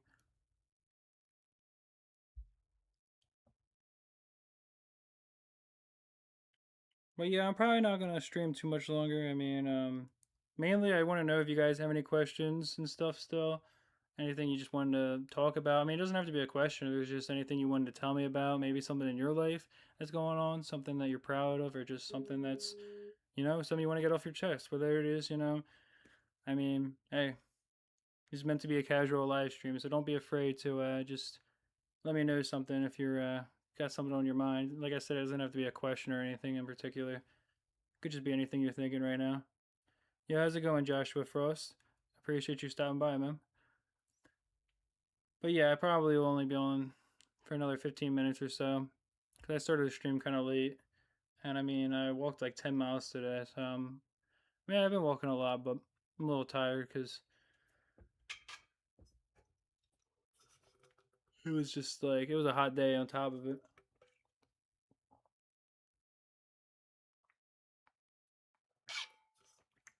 It was like one of those days where no matter how much water you have, it's just not enough. Well, that's great, man. I'm glad you're doing well. On your last day of school, you have a big party. Oh, that's cool, man. Yeah, I mean, I definitely remember how awesome it was. I mean, until COVID kind of affected things, that definitely put a damper, obviously, on like anything social when it came to school. But in general, I do remember how cool that would be. Because it really is like a reward. I mean, you deal with a lot of crap, you push through, and you get something small at the end. It's a lot more meaningful, I think, at school too than like when like an office has like a pizza party or something. Like it's a lot different when you're in school, actually, like with a lot of your friends and stuff. So yeah, it's awesome, man. It's that time of year. People are graduating now.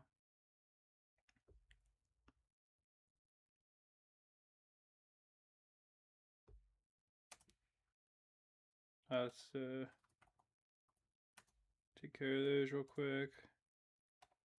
Um, no, I mean, yeah, it's cool, Yuki. I mean, I won't get super specific into the mental stuff. I mean, I don't want to trauma dump on anyone or anything, but I'll just say, I was talking about this a little bit earlier. Like, a big reason I haven't been posting is because I've been really trying to go outside a lot more. The last couple of months I've been walking like 10 to 15 miles a day, which, obviously takes a lot of time and it's not something that I can do forever. I mean, I got to focus on other stuff too, but I've just been trying to be out a lot more and just trying to have more time where I'm really not focused on electronics or just not focused on things that are kind of less meaningful, I guess. I mean, not even just that. I don't know. That's not really the right way to describe it, but yeah, I guess I've just been really trying to take a lot of time to kind of clear my head and think about things and reflect on things and have more time where I'm not, because I haven't been like looking at the stats of my YouTube channel at all or anything and not thinking about that. And I've been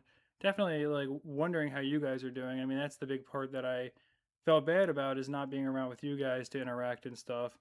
That's why I try to make small posts in here, but then I'd feel bad because I didn't want to get people's hopes up and stuff. But I feel like for me, it's been pretty good to try to get some balance.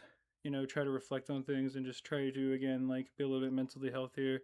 So yeah, I mean, overall, man, it's not been too bad. I've been trying to take the time. I mean, it's like you said, you gotta take the time to come back. Like I didn't want to rush into it or anything, and that's why it took so long to really even do just like a little live stream like this, because I didn't want to rush into it, and I didn't want to be in a spot where I did something for the sake of feeling like I had to, and then I end up not doing it well, and then it shows, and you guys kind of can tell like I'm, not really enjoying it, or I'm just not really giving it like anything, and I just didn't want it to like ever reflect on you guys, because again, that's the biggest part about all this that matters to me, is the community that we've built together, all of us. And I mean, that is where I really care about. So that's been the big focus for sure. But yeah, man, no, I appreciate that for sure, Yuki. I mean, I appreciate the fact that you, messaged me on Discord. I mean, I appreciate you guys. I don't know if anyone in here, will know who you are, but some of you guys, out there would message me on Steam or just message me to see, how I was, or just ping me in the Discord server. And, I have like my really good friend Albie, of course, who, has checked in on me and been concerned as well. So, I mean, I appreciate all you guys a lot. It does really make things easier when you have people that, are out there that genuinely care, or just like are kind people that, are there for you. I mean, obviously, I'm not, I don't want it to be like a parasocial thing or something, or ever put pressure on you guys to be like, oh, you have to make sure that I'm okay. It's nothing like that at all. But it just means a lot that you guys make the effort on your own to reach out at times. And, it means a lot to me. And it's a bright spot for sure. Like, if I'm in a place where I'm like, like feeling bad, or if I'm just, whatever, like it really is meaningful, regardless of anything else, for sure. Oh, good job on that desert tile. Oh, I got you. I thought you meant what I was saying. I didn't know. Yeah, I didn't know what you meant. Yeah, the desert tile wasn't too bad. I think it was only medium or hard or something. It wasn't really. These tiles are pretty easy. They're like close to my city now because I've leveled up enough and I've I guess progressed enough in the game to where like the impoppable tiles are like a little bit further from my city now. So the ones around it are only like hard and stuff.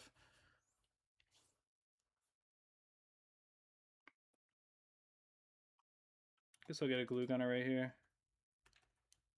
for the leads. This will probably be the last tile I do. I'll probably end the stream after this because it's been good talking to you guys, but yeah, I don't want to be on super long. I'm also a little sunburned too, so I'm a little bit tired from that.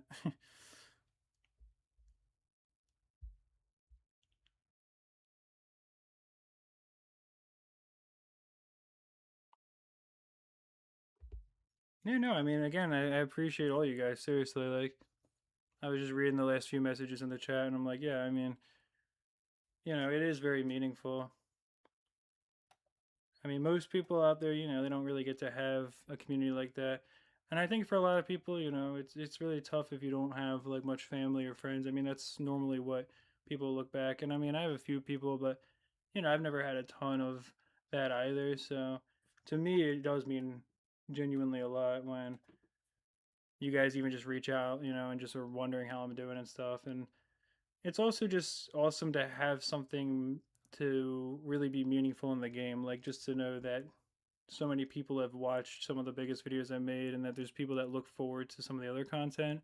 It really keeps me with BTD5. Like it gives my gameplay a reason to be a thing, because otherwise it's like I would have definitely gotten bored of BTD5 after a few months, and I would have just kind of moved on, and I wouldn't, even be playing it. I wouldn't be thinking about it at all. I mean, I probably would have never even started playing Bloons Monkey City. To be honest with you, I didn't even know that. Actually, let me get some water. I can feel my throat getting a little scratchy.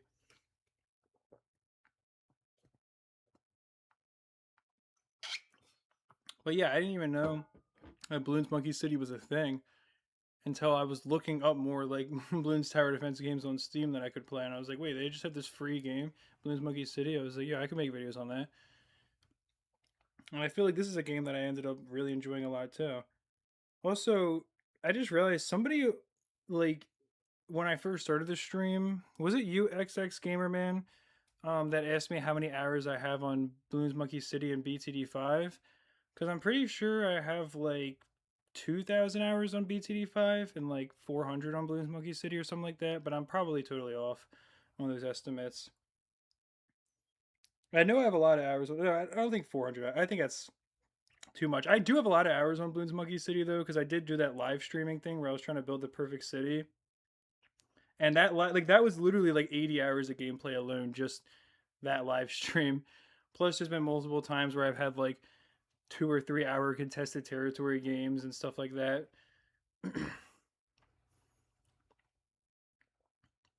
Oh, you were the one that asked that. Okay. Yeah, I'm pretty sure I probably had like 300 hours on BMC, and I think like maybe 2,000 hours is way too much for Bloons TD5. It might be like 1,200, I'm thinking. I would have to check. I haven't really looked in a long time. I mean, yeah, I definitely have a decent amount. I mean, also, I used to play them a lot when I was younger, too. but I don't have any idea, obviously, how much time that would be. I have 280 on City. Oh, you have me friended on Steam? Oh, okay, so you can actually see how many hours I have then. So I have 280 on Bloons Monkey City. Yeah, that makes more sense. I was like, it's probably more like 2 to 300. I was like, 400 is a little much. When I said that, I was like, wait, no, I think I'm just shooting. I'm like way overestimating it there. Yeah, for sure. Yeah, no, now I know it wasn't you that asked the question. I just realized that I for some reason I wasn't sure, like, because I know you asked me a couple of things and we were talking too, and I wasn't sure, and that was a little while ago when that question got asked, and it just popped back in my head. I was like, because I had meant to answer it, but I was like gonna say I wasn't sure how many hours I have because I haven't checked in so long. Yeah, it probably is more like 1,200 on BTD5, I think, because I'm trying to think. I guess I probably broke 1,000 hours like a little while back, and then I didn't really play that much more. So I doubt I have that many more hours at this point.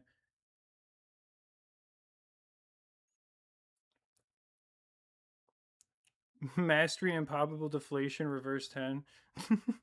Can you well 1350 on BTD5. Okay, yeah, so that's more accurate, right? I was like, once I said 2,400, I was like, wait, that's not right. I was like, it's probably more like 300 and or like 1,200 and 300. Yeah, so 1350 is a little more than I thought on BTD5, but I think that Mastery Improbable run probably contributed to that too. That probably was like 50 hours or more alone. But I'm the reason you started playing BTD5. Well, that's pretty awesome, man. I just saw you said that as well. It's always genuinely pretty awesome to hear that from people because obviously, this game has been around since 2011. I mean, and it's something where if I can get someone into this game now and they can really enjoy it and appreciate it too, I think it's a really awesome thing. I mean, I have played BTD5 more like recently than I ever did when I was younger, and we didn't really have like the Steam version of it for the longest time. I mean, it was on Flash, and then of course they had the version on mobile was much more like the Steam version, but it still wasn't quite the same. And I mean, I just never, when I was young, like I didn't really know about the community. I feel like some people, like Mateo Bluner and stuff, like he was really involved in the community even when he was a lot younger. I had no idea that there was like a BTD5 community. I just kind of played the game as a little kid. And then, way later, I was getting passionate about it again and thought it'd be cool to make videos. But yeah, that's awesome, man. I mean,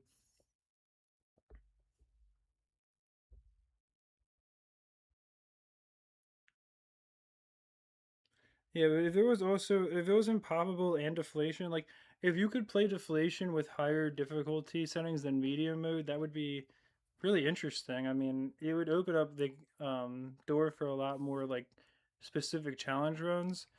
But I also just I'm like that would be brutal, man.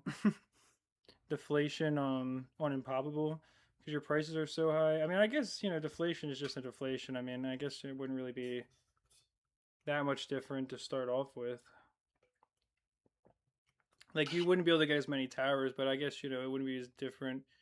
But as you got into the late game, it would start to be brutal. Although to be fair, if I'm not mistaken, the free play ramping between medium and improbable is not as far different as you would expect it to be. Like easy mode to medium, I feel like I've heard is like a bigger jump than medium to improbable because of like a glitch or something maybe. But I might be wrong. I might be misremembering that. I don't know if Kevika is still here. He can probably correct me on that.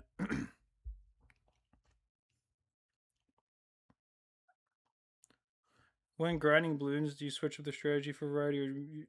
Honestly, I mean, I can't lie. I'll usually just use like a lower effort strategy if I'm like if I'm just like trying to like capture a bunch of tiles on Bloons Monkey City. I do just use the low effort strategy. Like you can see, I just use the same thing over and over again. If this was more like if the stream was more about the gameplay though, instead of me just trying to talk to you guys, then I would probably try to do something that's a little bit more engaging, especially if people were getting bored. But in this case, where I'm just trying to like mostly be able to read the chat and not really have to look at the game as much and just kind of have it there as something to watch, I'm definitely gonna use a low effort strategy that's reliable, and that way I don't end up just randomly losing or something. Otherwise, I'll try to do other stuff. I mean, the other thing is, it's kind of boring to just capture tiles over and over again, regardless. So Yeah, I know. I said the other one was gonna be the last one, but I was just still talking, so I was like, well, I guess I'll do one more tile.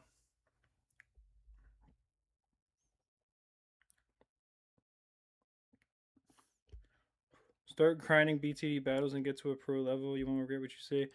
I don't know if I could ever get to a pro level in BTD battles. It's pretty difficult from what I've seen. Like some of those players really have like a ton of hours, and I mean, I feel like it's a balance of game knowledge, but also just like mechanical. Well, no, not mechanical skill. That's like Rocket League, but it's like of like raw like ability to like micro and all of that stuff is something that takes a lot of time to develop as well. You know, so it would be hard to do. I mean, I definitely would like to get into BTD battles eventually if I can ever actually, you know, kind of get decent at the game or just have some more experience with it. I think that'd be really cool.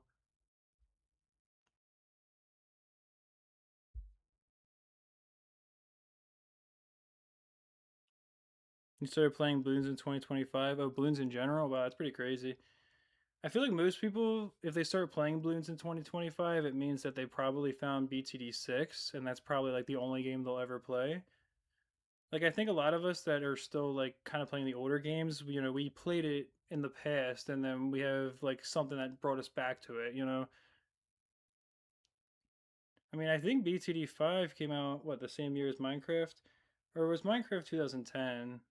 Maybe Minecraft was like in alpha and stuff in 2010, I guess, and then it was like the first 1.0 release was 2011, I think, or something like that.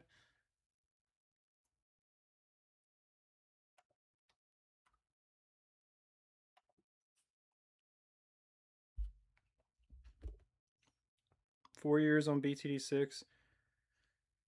That's yeah, it is fun to look back on the older games, especially if you have years of experience with the sixth game. I mean, I played BTD 6 several years ago, but I never just played it enough to be like super immersed in it.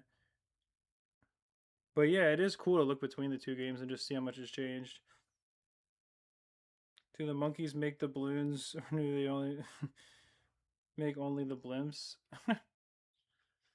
I don't know. I mean, I would have to know more about the balloons lore to know the truth of that. You know, I think about the balloon, like the balloons hot air or the hot air balloon game, where it's literally just a dart monkey hanging from a blimp from Moab, which is kind of weird because it's like it implies that they were working together at some point, right? But yeah, I don't know enough about the lore. You want to try the Flash version of BMC? It's gonna be a little bit tricky, I think, right, to actually like get started on that. I mean, it's something that I would definitely want to do if I ever could. You only ever played BTD5 Flash, and then you saw my videos and bought BTD5 Mobile. Well, hopefully it was a good investment, man. I mean, I think personally the difference between Flash and mobile is so significant that I'm like, or not even just like mobile, but especially Steam. Like, whether it's mobile or Steam, though, like the difference between those and then Flash is just so significant that it's worth at least considering. Because to be honest with you, like before I, made this channel or specifically started posting BTD5 videos, it kind of started for me because I was playing BTD5 Flash myself. When I realized, like, I don't know even what made me realize it, but like, I saw somewhere that you could download like the Ninja Kiwi archive for free. And I was like, well, this is really cool. Like, it was nostalgic. I was like, oh man, all these old games I used to play. And I was playing BTD5 on there. And I remember I think I put like 50 or 60 hours into the Flash version of BTD5. And then I've like at some point I was like, okay, I'm just gonna buy it on Steam because this is like, I'm trying to go to like round 150 or 200 and the game's like lagging insanely bad. I'm like spending like 8 hours on like a single round. And it was just like, okay, like this is like not, I feel like I'm reaching the natural conclusion at this point of what the enjoyment can be on the Flash version for me. And then I got into the Steam version, and from there it was like, well, shoot. I mean, I'm playing this game so much.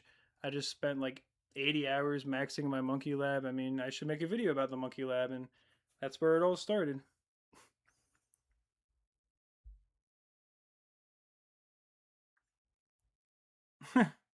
He used to go band for band with this one dude on contested territory. That's pretty cool, man. I remember a few times, like, like probably like 4 or 5 months because I haven't played like Monkey City very long.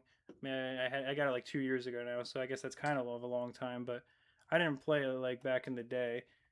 But I remember more recently seeing a guy who I think he went to like round 107 or something on contested territory, which is pretty far. I mean, but it was like when I was planning to make my video about like how far I could get, and it was like the second time I made it, and I'm pretty sure I got to like round 100 and like 28 or 130 something. And then and I just felt bad for the dude. I'm thinking like any other time if you go to round 107, like you should be able to hold the territory for the whole time.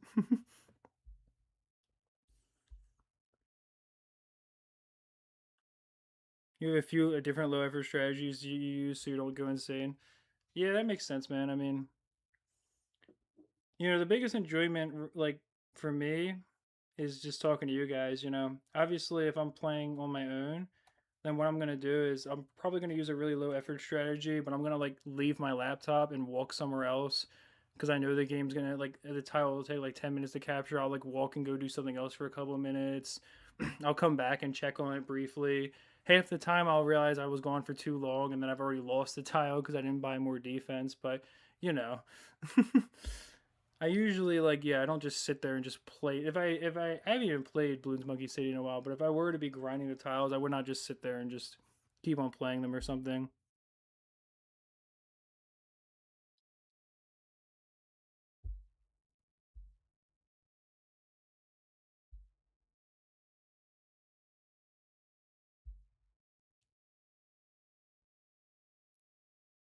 You think pro battles is like the fastest way to hate your favorite game?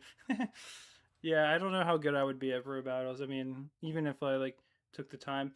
The thing about BTD battles is I don't want to just keep on being bad. Like I've streamed in the past and played tournaments and I just play like completely garbage and don't really know what I'm doing. And it's like it's funny, but at the same time it's kind of like, I know I could actually be like okay at the game if I try to take some effort to not just be foolish with it. So I do want to actually like make that effort for sure to kind of get a little bit better at the game. Like at least to a level where I could like, compete pretty well. I mean, the only time and speaking of Freddy of grinding with low effort strategies, the only time I ever had a somewhat okay, and I say that in loose terms, I mean it was an okay account in battles, was when I remember I used to like grind the ceramic crucible when they would have those days where you could do I can't even remember. It was like the specific library. It was like or a specific like it wasn't the regular ceramic crucible where it was boost only, but sometimes they would have the one in there where it was like and I don't even play with fire, but it would be like one of those arenas where it'd be like R3 or something like that. Or it'd be like one of those ones where you could just like grind out really quick wins against like players that obviously Ceramic Crucible is not a high arena, but you're getting a decent amount of medallions. If you can win like if you can win like 95% of your games and you can do like 20 or 30 games an hour, like I used to just do that for like 5 hours straight. And I used to grind out and I had like a couple million medallions eventually from doing that. And I would like I think I would like sometimes I would be like, top like 100 or like top 200. And then for prestige, I would be like top 50 or 100 because I was winning most of the games. But I would be playing like 30 hours in the whole week to do that. And again, it was obviously insanely low skill. Like I was using a brain dead strategy in Ceramic Crucible, of all things, to do that. Or and if the arena wasn't there in Ceramic Crucible, I'd be going even down to Rainbow Ruins or whatever's below Ceramic Crucible. So yeah, I mean that's my or the only time I ever had an account where I even made any progress was just me having brain dead grinding of the game, which is not obviously any way to practice actually getting better. Especially in that case, because it literally like wasn't even like I was grinding high arenas. Like like there's grinders that can actually grind like the highest arenas, and they might not be the best players, but at least they're good. Like I was obviously just garbage, just playing against other garbage.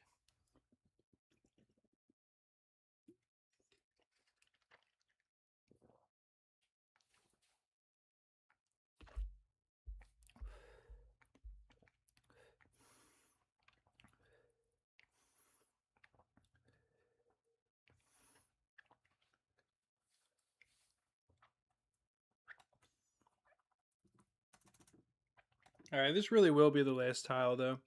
So the stream's gonna be like another 15-minute, guys. Another 15 minutes. Just giving you a heads up now. I mean, it's been a pretty good stream, I think. It's been nice talking to you guys.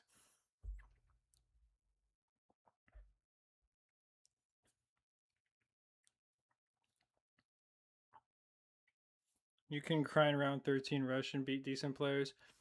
I don't know how much that works anymore.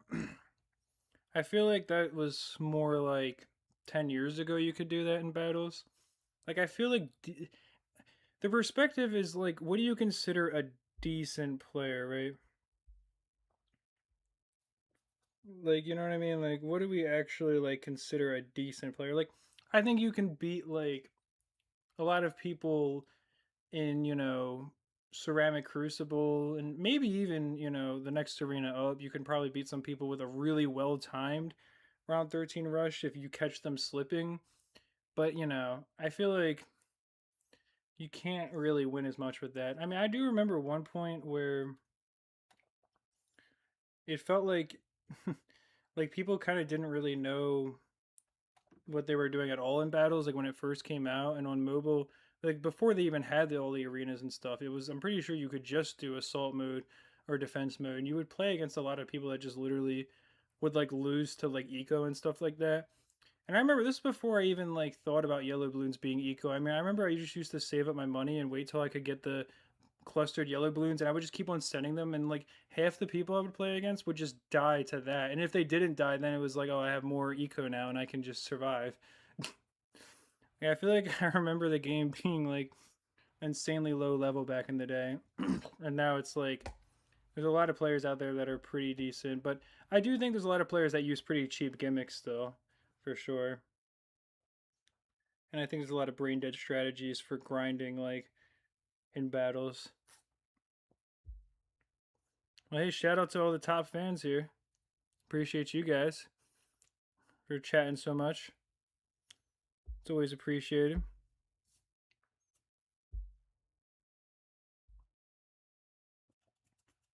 See how far you can get on battles solo mode. Yeah, I've definitely thought about that before. I think that'd actually be really interesting. Like I think I don't think I could beat the world record or anything, but if I maybe talk to a few good battles players and stuff, I could learn more. Cause solo mode, wait, Freddy, solo mode is just defense mode, right? Isn't that how that works? If you do the solo mode where like the other like side of the screen is taped off with the caution tape, you're just playing defense mode, right?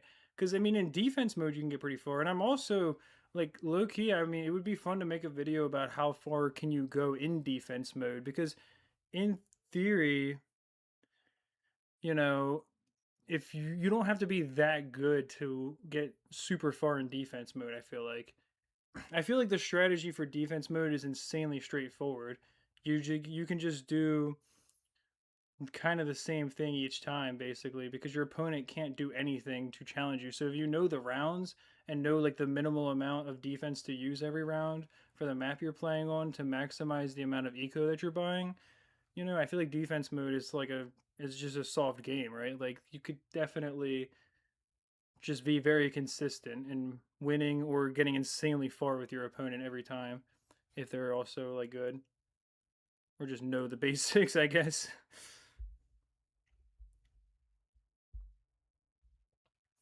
Yeah, I mean, also I think it'd be fun, I mean, it would be fun to make a video like I went as far as possible with a viewer in BTD5. Like if someone out there was willing to like go for like around 1500 or 2000 and co-op mode in BTD5, if someone's like, "Oh yeah, I can dedicate my computer to like a 3-day game." Like we could try to break the world record for the highest co-op round in BTD5 as well sometime if somebody, but I would want to do that with a viewer. I mean, cuz for one, I don't think like Mateo would even care about doing that, and even if, I think it'd be more fun to do that with a viewer that's like really, wanting to do something like that or be part of something like that. The only problem is they would have to be obviously ready to run their computer for many days Yeah, how's it going, Macorsis? I mean, hopefully I didn't say that wrong. Obviously, I recognize you. I know, obviously, you've the games that you've made and stuff, and I've seen you in my server for a long time. But sometimes I see people's names, and I'm like, I know for a fact I'm going to say it wrong because the idea that they have it like for being pronounced in their head is different than mine. The same thing with my channel. Like it's it's pronounced Phenomics, like Phenomics, but a lot of people say Feminix or like they just are like, oh, I don't know how to say it. Like I think who was, oh my gosh, who was the guy that made the video about tar pits and BTD6? And I remember like he didn't like know how to say it. I'm pretty sure. Oh, am I gonna survive here? Should just buy more defense probably because I don't have like any.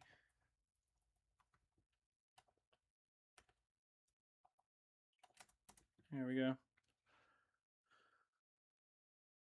Guess I'll get a balloon shipper after that. Actually, no, I'll get a village first.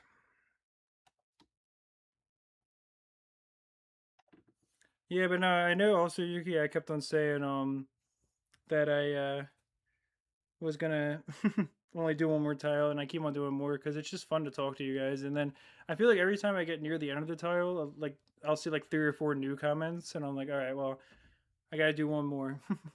And I'm not tired or anything. I just don't want it to get too late.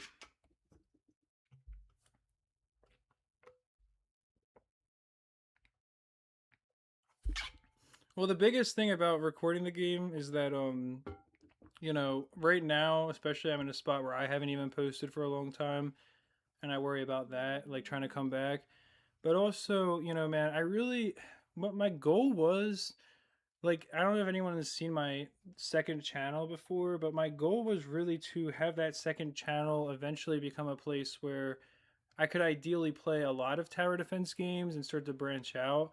And there would be a separate audience there who still, like some of them would be the audience from this channel, but I was hoping, the only people that would come over to there would be the people that cared about both channels, and then I would gain a new audience over there, and I could play everyone's games, and I could do a lot more tower defense, and I could play a lot more games that are outside of the Balloon series and have them still get views. And I feel like, I just kind of got really discouraged when Bloons Card Storm did not turn out to be as good as I thought it'd be because I was trying to start the channel with that, and then from there, I never really made an effort to grow that second channel. So I just feel like it's tough for me right now. I mean, I'm always kind of curious. Like, if I were to start a different channel, especially if I had like better equipment, I wonder if I could like just have a channel disconnected from this one where I just am like playing all tower defense games or something like that. I mean, that would be really cool, I think. But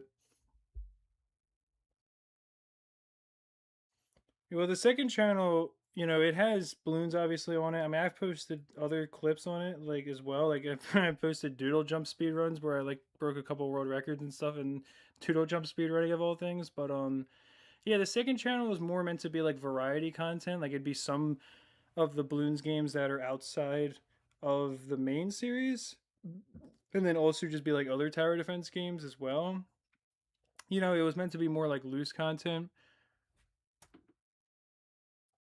I thought I was like, dude, am I just sure I'm gonna die to that DDT? Dang, that was crazy. Never stop doing the tiles.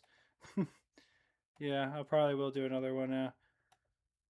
It keeps on happening, it's just addictive. I mean, eventually, I probably will try to do like a stream series where I stream every day until I've captured every single tile in the game. But it would have to be like more hype than that because that's kind of boring. I'm not, always the best at being entertaining. So I would have to definitely do something where we, it's not just me just playing the game and mindlessly grinding tiles, obviously. There would have to be more to it than that.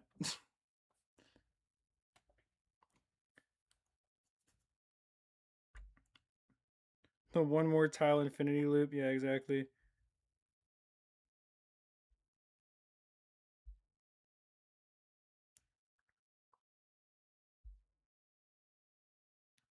You were playing Revolution Idol, but hey, man.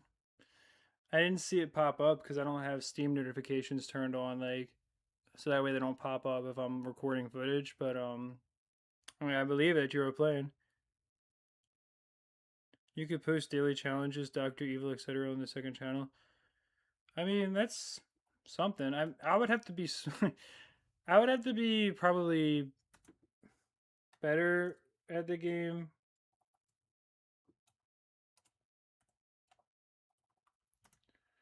To oh, I thought I had that. Oh yeah, because I hit it with the first glue, of course.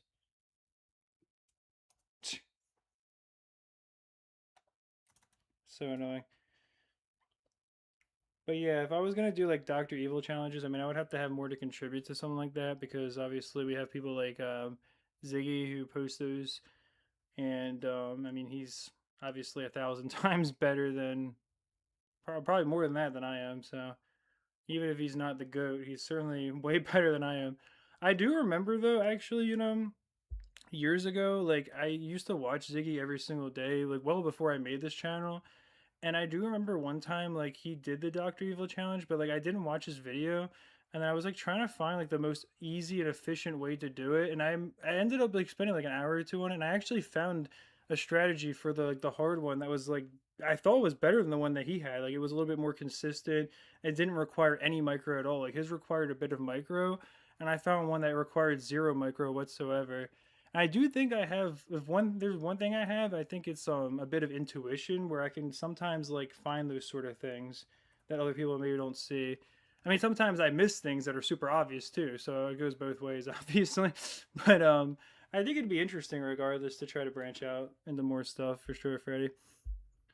But yeah, man, you got college to do, so yeah, I'm sorry, I didn't mean to miss your message, brother. But yeah, hopefully we can talk again for sure. I mean, it doesn't have to be when I'm streaming. If you ever want to message me on Discord or anything, we can always talk. It just for sure, man. Let me know what's up. Remember when you were a Doodle Jump channel for a moment? Yeah, well, I remember posting like a few shorts of Doodle Jump on this channel, and they were also on my second channel too, when I was posting like my world record speedruns and stuff. Yeah, but I do remember for sure, like, it became more Doodle Jump than BTD5. And I was just posting those shorts, to be honest with you, because I just wanted to post something because I felt really bad. I was like, at that point, I was like, I've already haven't posted for like over a month. So I was like, I've been, and at the time, literally, that's what I was doing, is I was like playing Doodle Jump and doing other stupid stuff, but I wasn't playing BTD5. So I was like, oh, let me just post this on the channel just to post something. Do the 500 XP tiles to level up. Yeah, for sure. I mean, the what is it? Isn't it the volcano tiles and everything that give you the most XP? I'm pretty sure I've captured every volcano tile I already have because I did like the that one video where like how many bloonstones can you earn in an hour? And I think what was it? You can get like 600 an hour if you do the special mission.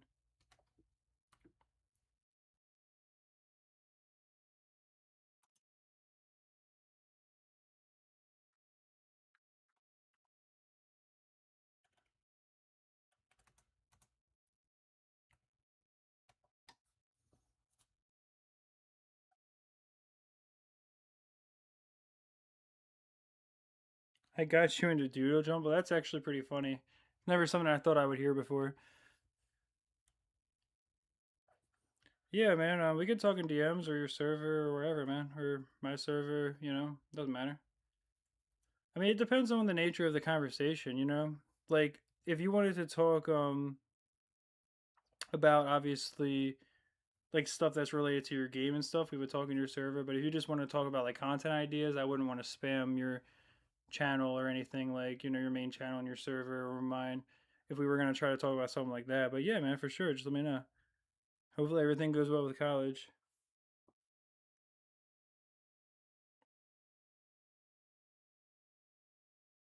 You lost 700 bloonstones doing monkey teams that gives packs. How would you lose bloon? Oh, is that in the Flash version? Is that something different?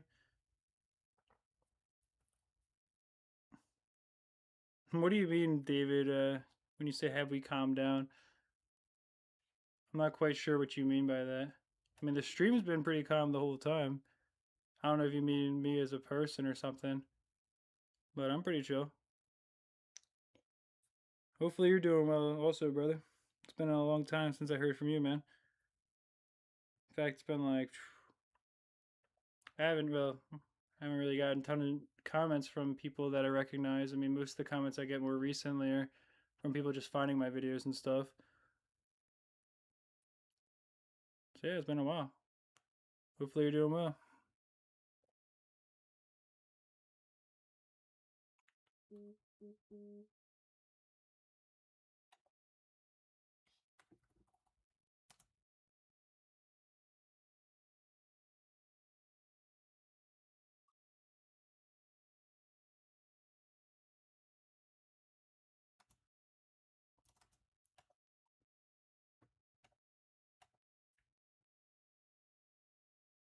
Yeah, I definitely get a ultra wide funnel here.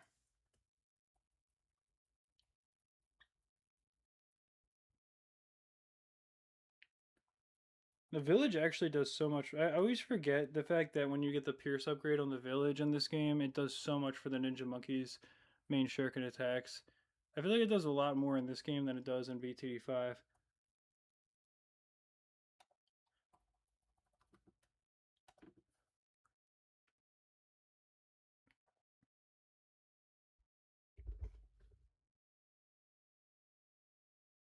You can buy beacons, they give 2 packs each time.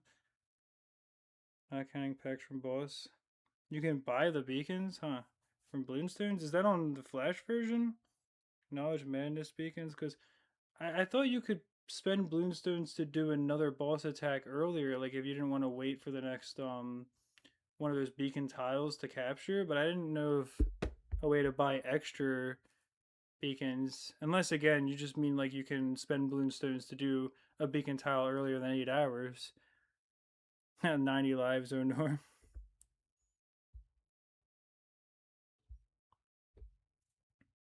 Yeah, well, I was a little bit worried for a second there, Kevika, because I thought for a second when the 2 Moabs came out, I was like, oh shit, I might actually lose here, because they were kind of making a lot of progress. But then, like I said, the village and its extra pierce did a lot, and I mean, obviously, I bought the upgrade where you get the camo detection, so I could have it on the glue gunner, but it missed 3 of the camo leads, so that didn't really help very much.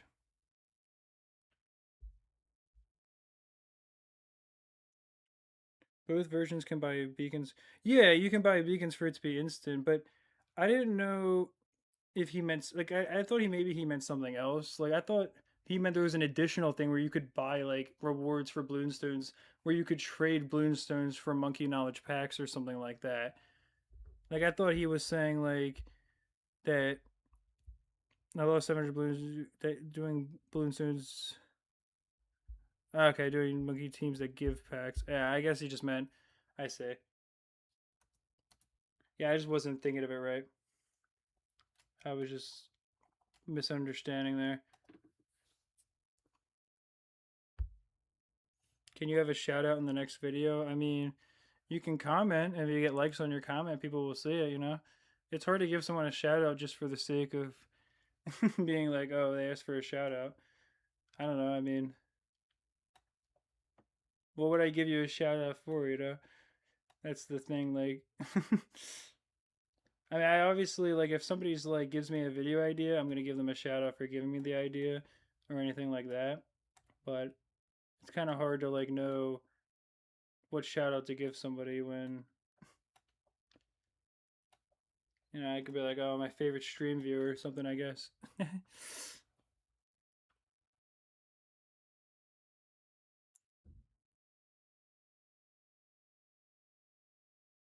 It's so much better when it's like a low viewer count stream. Yeah, I mean, it's pretty chill too because there's not too much going on and it's just a good chance to interact with you guys. I would say. Like, yeah, I mean, if I had like obviously way more viewers, I wouldn't be able to respond to most people.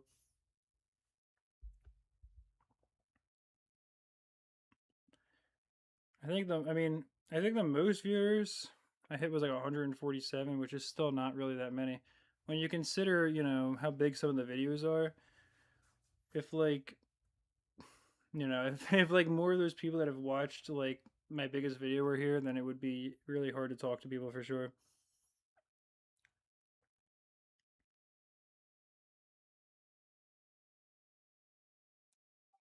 The Festival of Bloomstone sucks. Is the Festival of Bloomstone? It's not going on right now, right? Because that would be very sad. I mean, not really, but I have no Bloomstones to use. Although I also don't know why I have like 400 something monkey knowledge packs because like I swear when I played the game last a few months ago, I didn't really have any monkey knowledge packs and then I just checked in and it's like there's just like 400 something. I'm like, "What? I don't remember that." I don't remember grinding for that. I mean, I remember spending all my monkey knowledge packs on a stream before.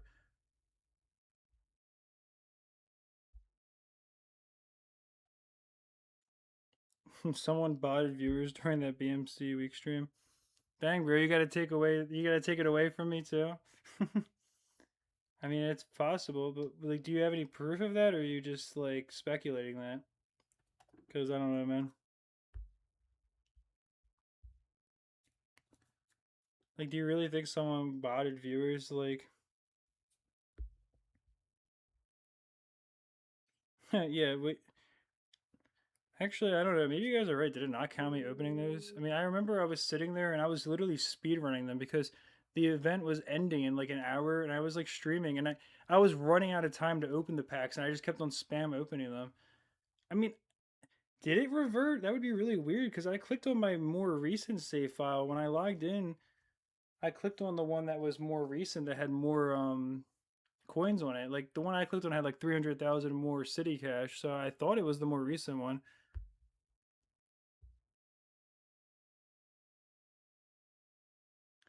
But yeah, I don't know. And yeah, I mean, I think for sure people try to cause harm to the channel when they do stuff like that. I'm just saying, I was just asking him what makes him think that wasn't necessarily botted in that case because I we had a decent influx of viewers, but the thing was, it wasn't like we had 50 viewers and then we suddenly hit 140 and went back down to 50 after like 10 minutes. What happened is we slowly kept on creeping up. Like we had like 80 and then 90 and slowly had 100 and it kept on going up. And what happened was I was planning to end that stream like 3 hours earlier than I did because we slowly just kept on hitting like new and high viewer records. And there wasn't that many people talking, but like even during this stream, there was a point where we had like 30 viewers and like two or three people were talking. So I feel like it's possible for there to not be that much activity, but it's also very possible, obviously, that somebody was just view botting it for sure. I mean, I don't know. I didn't hear of anything like that. And I just think it's kind of silly just because imagine like imagine just paying to like view bot some random channel that like yeah like because like what's YouTube gonna do to me? They're not gonna like give me a strike and be like, oh, you botted viewers. I mean, they would like there would have to be some proof or like some like yeah. I mean, like obviously again it's very possible, and I know what you mean, Super Tatum. I get what you're saying, but yeah, that's why Yuki. That's why I'm saying I didn't think it was view botted because it was slowly like I felt like I thought what was happening is the stream was just getting recommended to random people that didn't really care about it, and then they were just like putting it on the background. And I remember there's a few times where I asked like, "Yo, where like all these people watching?" And there was several people that said like they were just listening to it like to go to sleep and stuff. I think where like people just put it on in the background. I think like it popped up for a bunch of random people because when that happened, I still had like a decent level of following, at least compared to like right now I have more subscribers, but like I have less active subscribers because I haven't posted in so long. At that time, I feel like we had more of an engaged audience, so it kind of made sense. But again, I could be very well wrong. I'm not sure if somebody was just screwing around with it or something and decided to buy some viewers. I don't know.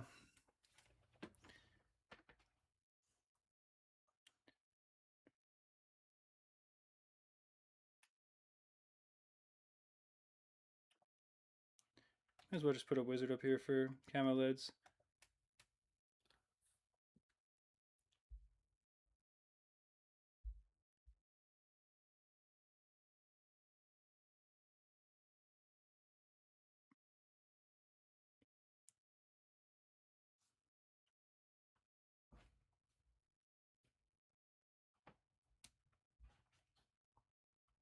Oh, I can't even use the balloon chipper. Alright, I better be ready for Moab then.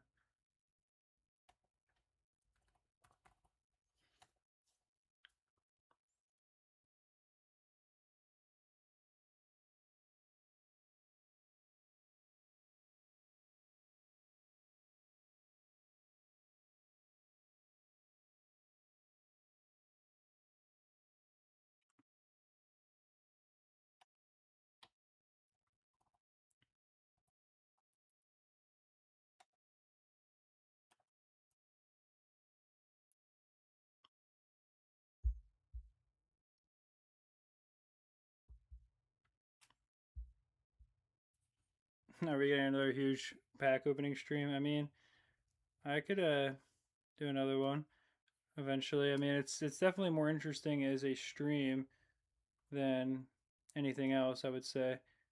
Like as a full video or anything. I mean, I already did that twice as a video, and I think only the first one was really good.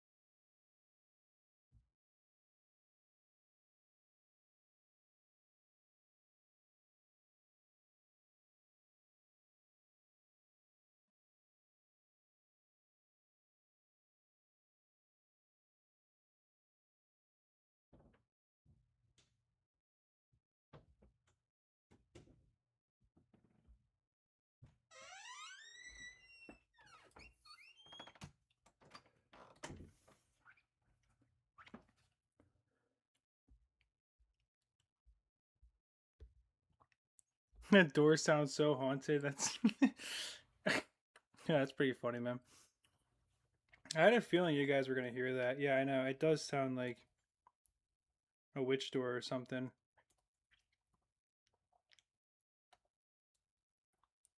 Actually, you know what I should have done is get this.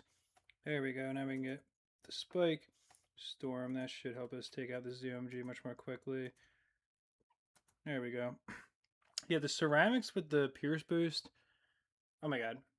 I said that completely wrong. The Dartling Gunner with its Pierce boost on ceramics, once you have the Hydra rocket pods, is insanely powerful. I guess I gotta do this last water tile, right? Since we're still here. Give us more doors downs. But yeah, that it did sound quite I know it does sound pretty weird. It's like insanely squeaky. It needs like probably like 10 ounces of WD-40 or something.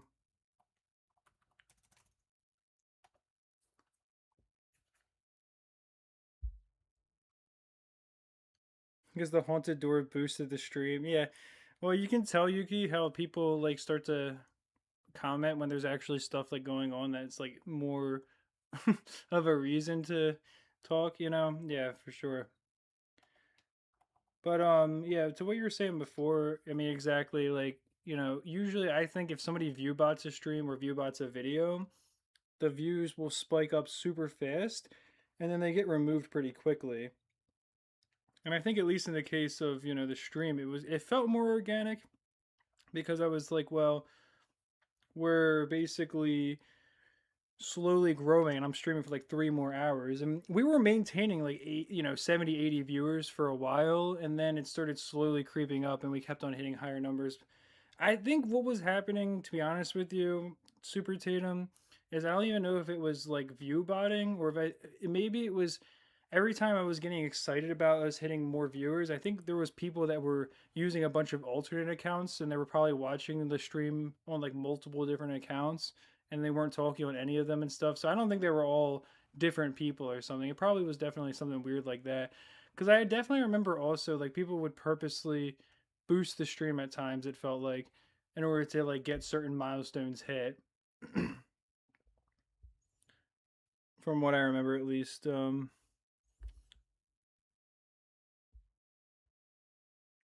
Remember those words about last tile? Yeah, for real. it's tough because I'm enjoying talking to you guys and stuff. So it's tough to it's tough to end it. But Hydra Rocket Pods already has infinite Pierce. Yeah, but Super Tatum, I think the full thing about that is I'm pretty sure isn't there the Pierce glitch where the explosions duplicate, where like the code is set up improperly, where instead of something being set to false, it's set to true, or vice versa. So like what happens is that like when you give a Hydra Rocket Pods extra Pierce, I'm pretty sure that it duplicates the explosion. So when you have both the monkey knowledge and then you also have a monkey village, you're getting like three explosions from one. So you're just completely shredding through the ceramics, right? Isn't that how that works? I mean, that's what I remember at least. I haven't thought about this stuff in a little while, to be honest with you. Sometimes it just doesn't stick as much as I thought it would. But let me see. Oh yeah, so do I play any other games like not BTD5 or Bloons Monkey City? I mean I can't really say that I play any games right now, to be honest with you. Like I haven't even been playing these games recently. This is my first time playing Bloons Monkey City in like 3 months, and BTD5 is another one I haven't played for a few months. So you know, before when I was making these videos, probably the answer is pretty accurate to say no, not really. I was not really playing any other games or pretty much not anything else. I mean, in the past when I was younger, I certainly played different games, but yeah, right now I really haven't been playing like any games to be honest with you. Um I don't know. I mean, I really one game I actually want to get into is Rocket League. I've kind of been thinking about that. I think that'd be cool. I mean, obviously, I don't expect to ever be like super good at it, but it would just be fun to play, I think. I mean, I don't know. And I would really like to find a game that's actually new and I can play it when it first comes out and maybe have a chance of being like decent at it before the skill ceiling is so high that you need to like, have like 1,000 hours to even like be like average. So yeah, sorry that's such a long-winded answer. I mean, I don't mean to ramble on, but to answer it simply, I really don't play many games at all, including even lately. I haven't even really been playing these games.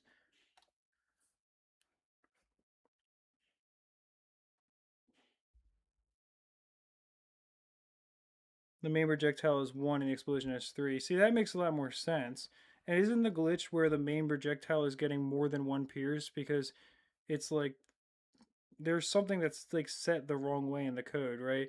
So basically, what's happening is the instead of the pierce applying to the explosion itself, it applies to the amount of projectiles that are produced or the amount of explosions that are produced, right? And then so you can get like three or four explosions off a single Hydra rocket pod. And like a 23 Pierce too is pretty brutal. So that I mean, they're small explosions, but those things just blast through ceramics and stuff.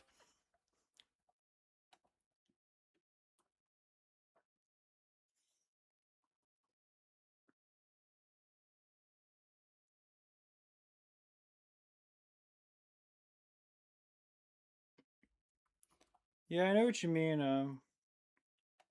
You talk about like there's a lot of other games you want to get into, but then you think about other games. Like that's just it. I'm like, I feel like I would want to like get really good at every aspect of BTD5 before I got into another game. Like I would want to be able to like, actually beat some of the really hard maps on Mastery Impossible and be able to do some stuff that I just can't do. Because to me, I mean, BTD5 is kind of the game that really gave me life in a way when you really think about it. I mean, this is where it really all kind of, started and where it's still going. It's not like I started with BTD5 and then I, jumped to another game real quickly. I mean, it's really been these games.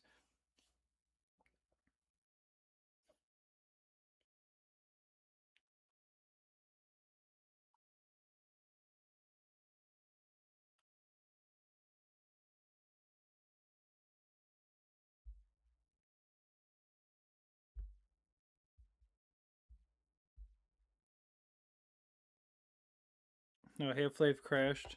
Yeah, I can imagine it was probably pretty intense. BTD5 is the comfort game. Yeah, I mean that's pretty fair to say. It's definitely one of those games that you can kind of come back to after a long time and expect pretty much the same gameplay. You know, it's not like BTD6 where like some of the people that might have played in 2018 come back to it now and they're like, "What the hell happened to to BTD6? Like, I don't recognize anything." You know, BTD5 does have a lot more of that familiarity. I mean, I guess it's not the same. And I guess if you played BTD5 in 2011 and then you came back to it when it was released on Steam, I guess you'd also be like, you know, what's going on here? But BTD6, I mean, obviously is a constantly evolving game, and you have to constantly stay on your toes. You can never really get comfortable.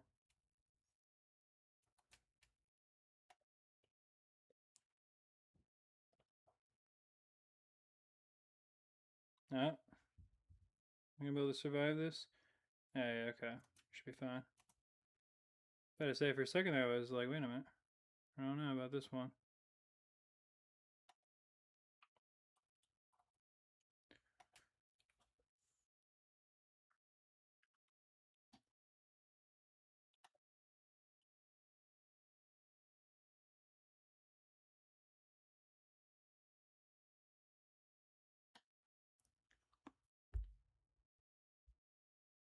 You're leaving the stream. All right, man. Well, hey, it was great to have you, brother. Thank you for the donation earlier, and thanks for being a part of the stream, man.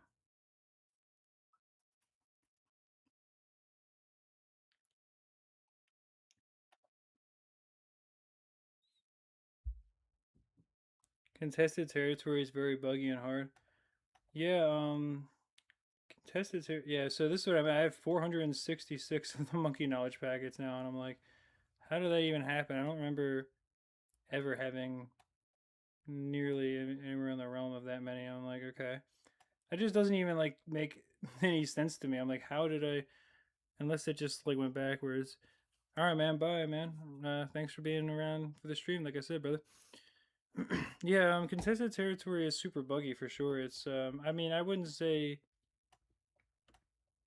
I mean, it depends on which version you play because if you play it on mobile, it's actually a lot better, believe it or not, than it is on the Steam version. Like the Steam version constantly crashes, but if you play it on the mobile instead, it actually really doesn't crash at all. I mean, I pretty much have never had it crash on mobile. I was able to get like my highest round ever, which I think was around 137 or something like that. It was pretty far. I definitely made it pretty far for sure. But hey man.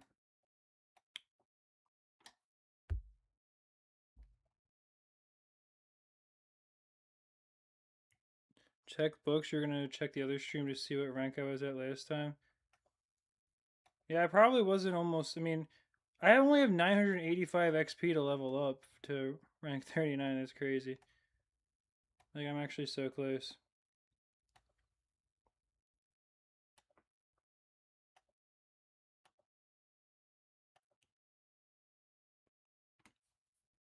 But when you say check the books, what do you mean? Like,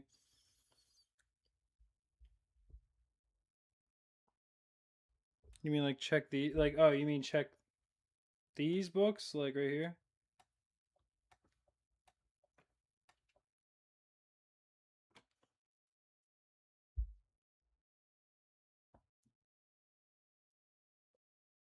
You're playing on mobile when you claim big round. It still says unclaimed. Did you like quit out of the game too soon? I'm not sure why it would say it's unclaimed if you like claimed a tile if you went and got to a high enough round, unless you're having your own glitch or something. You used to play Clash Royale. Yeah, I had a lot of friends that played Clash Royale. I remember that. I never knew like how to play the game really. Like I didn't know like all the meta decks or anything like that, so I would have just been garbage. But I had a lot of friends that played Clash Royale for sure. I had 442 packs last stream. Huh. Well,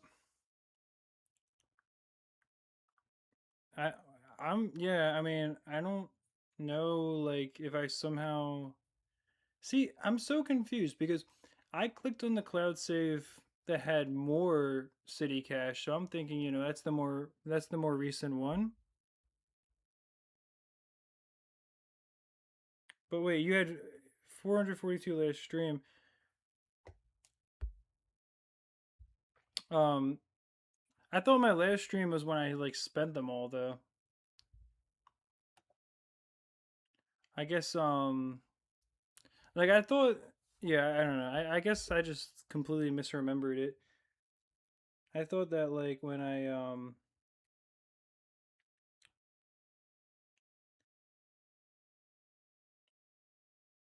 yeah, cuz I thought my last stream from 6 months ago was gambling at all in Bloons Monkey City, right? So, are you saying I still had that many packs left at the end of the stream or in the beginning? Cuz if you were talking about the stream where it's gambling at all in Bloons Monkey City, I thought I spent all of my packs on that stream.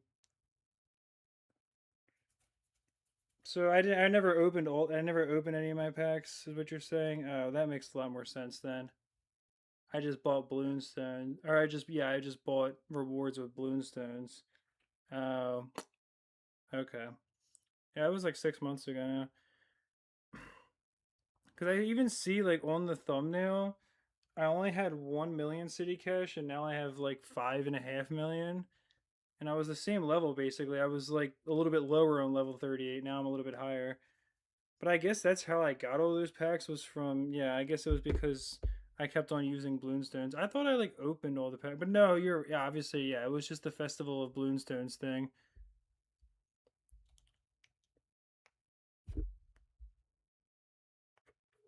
No, it is good news. I mean, for sure. I didn't realize, yeah, just how many knowledge packs I actually had. Well, I didn't, yeah, especially the 466 regular ones. But all right, well, I'm actually going to end the stream in just a minute now. Here, I'll let you guys hear the haunted door again, though, before I go. And if you want to ask any questions, obviously, feel free. I'll stay around for another minute or two.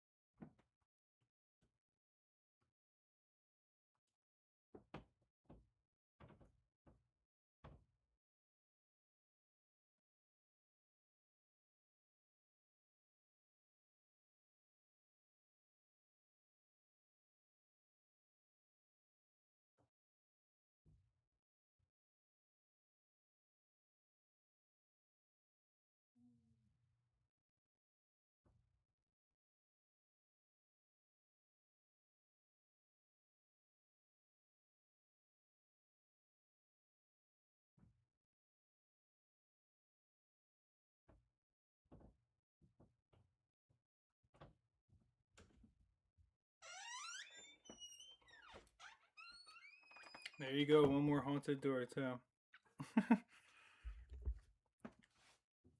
Yo, how's it going, Spider Sloth? Appreciate you jumping in here. Sorry that the stream's about to end. I feel pretty bad. Door saying facts. Yeah, it is. Open a pack. Yeah, we can always open a pack. Do a little bit of gambling. That'll probably be the next live stream. Is be like gambling at all in Bloons Monkey City again, but I'll have to have a different title, obviously. Yeah, for some reason I don't know why I didn't realize that I. Yeah, that's actually not a bad pack though, huh? Look at that. Don't forget to announce the next stream. Yeah, no, for sure.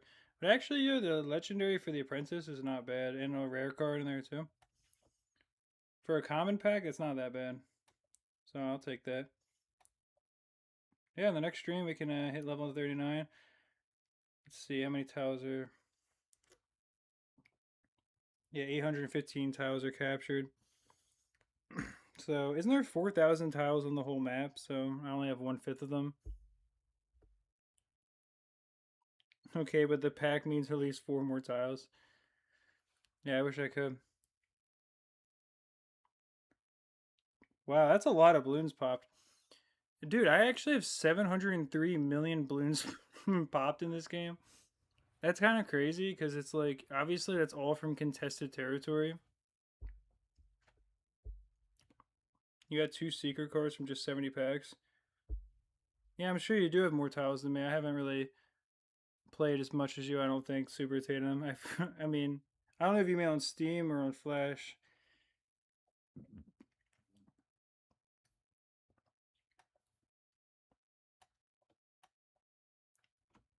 But all right, I'm gonna let you guys go now. Again, anything you want to ask, I mean, feel free to ask it in the comments or something after the stream is ended, or just hit me up on Discord or something.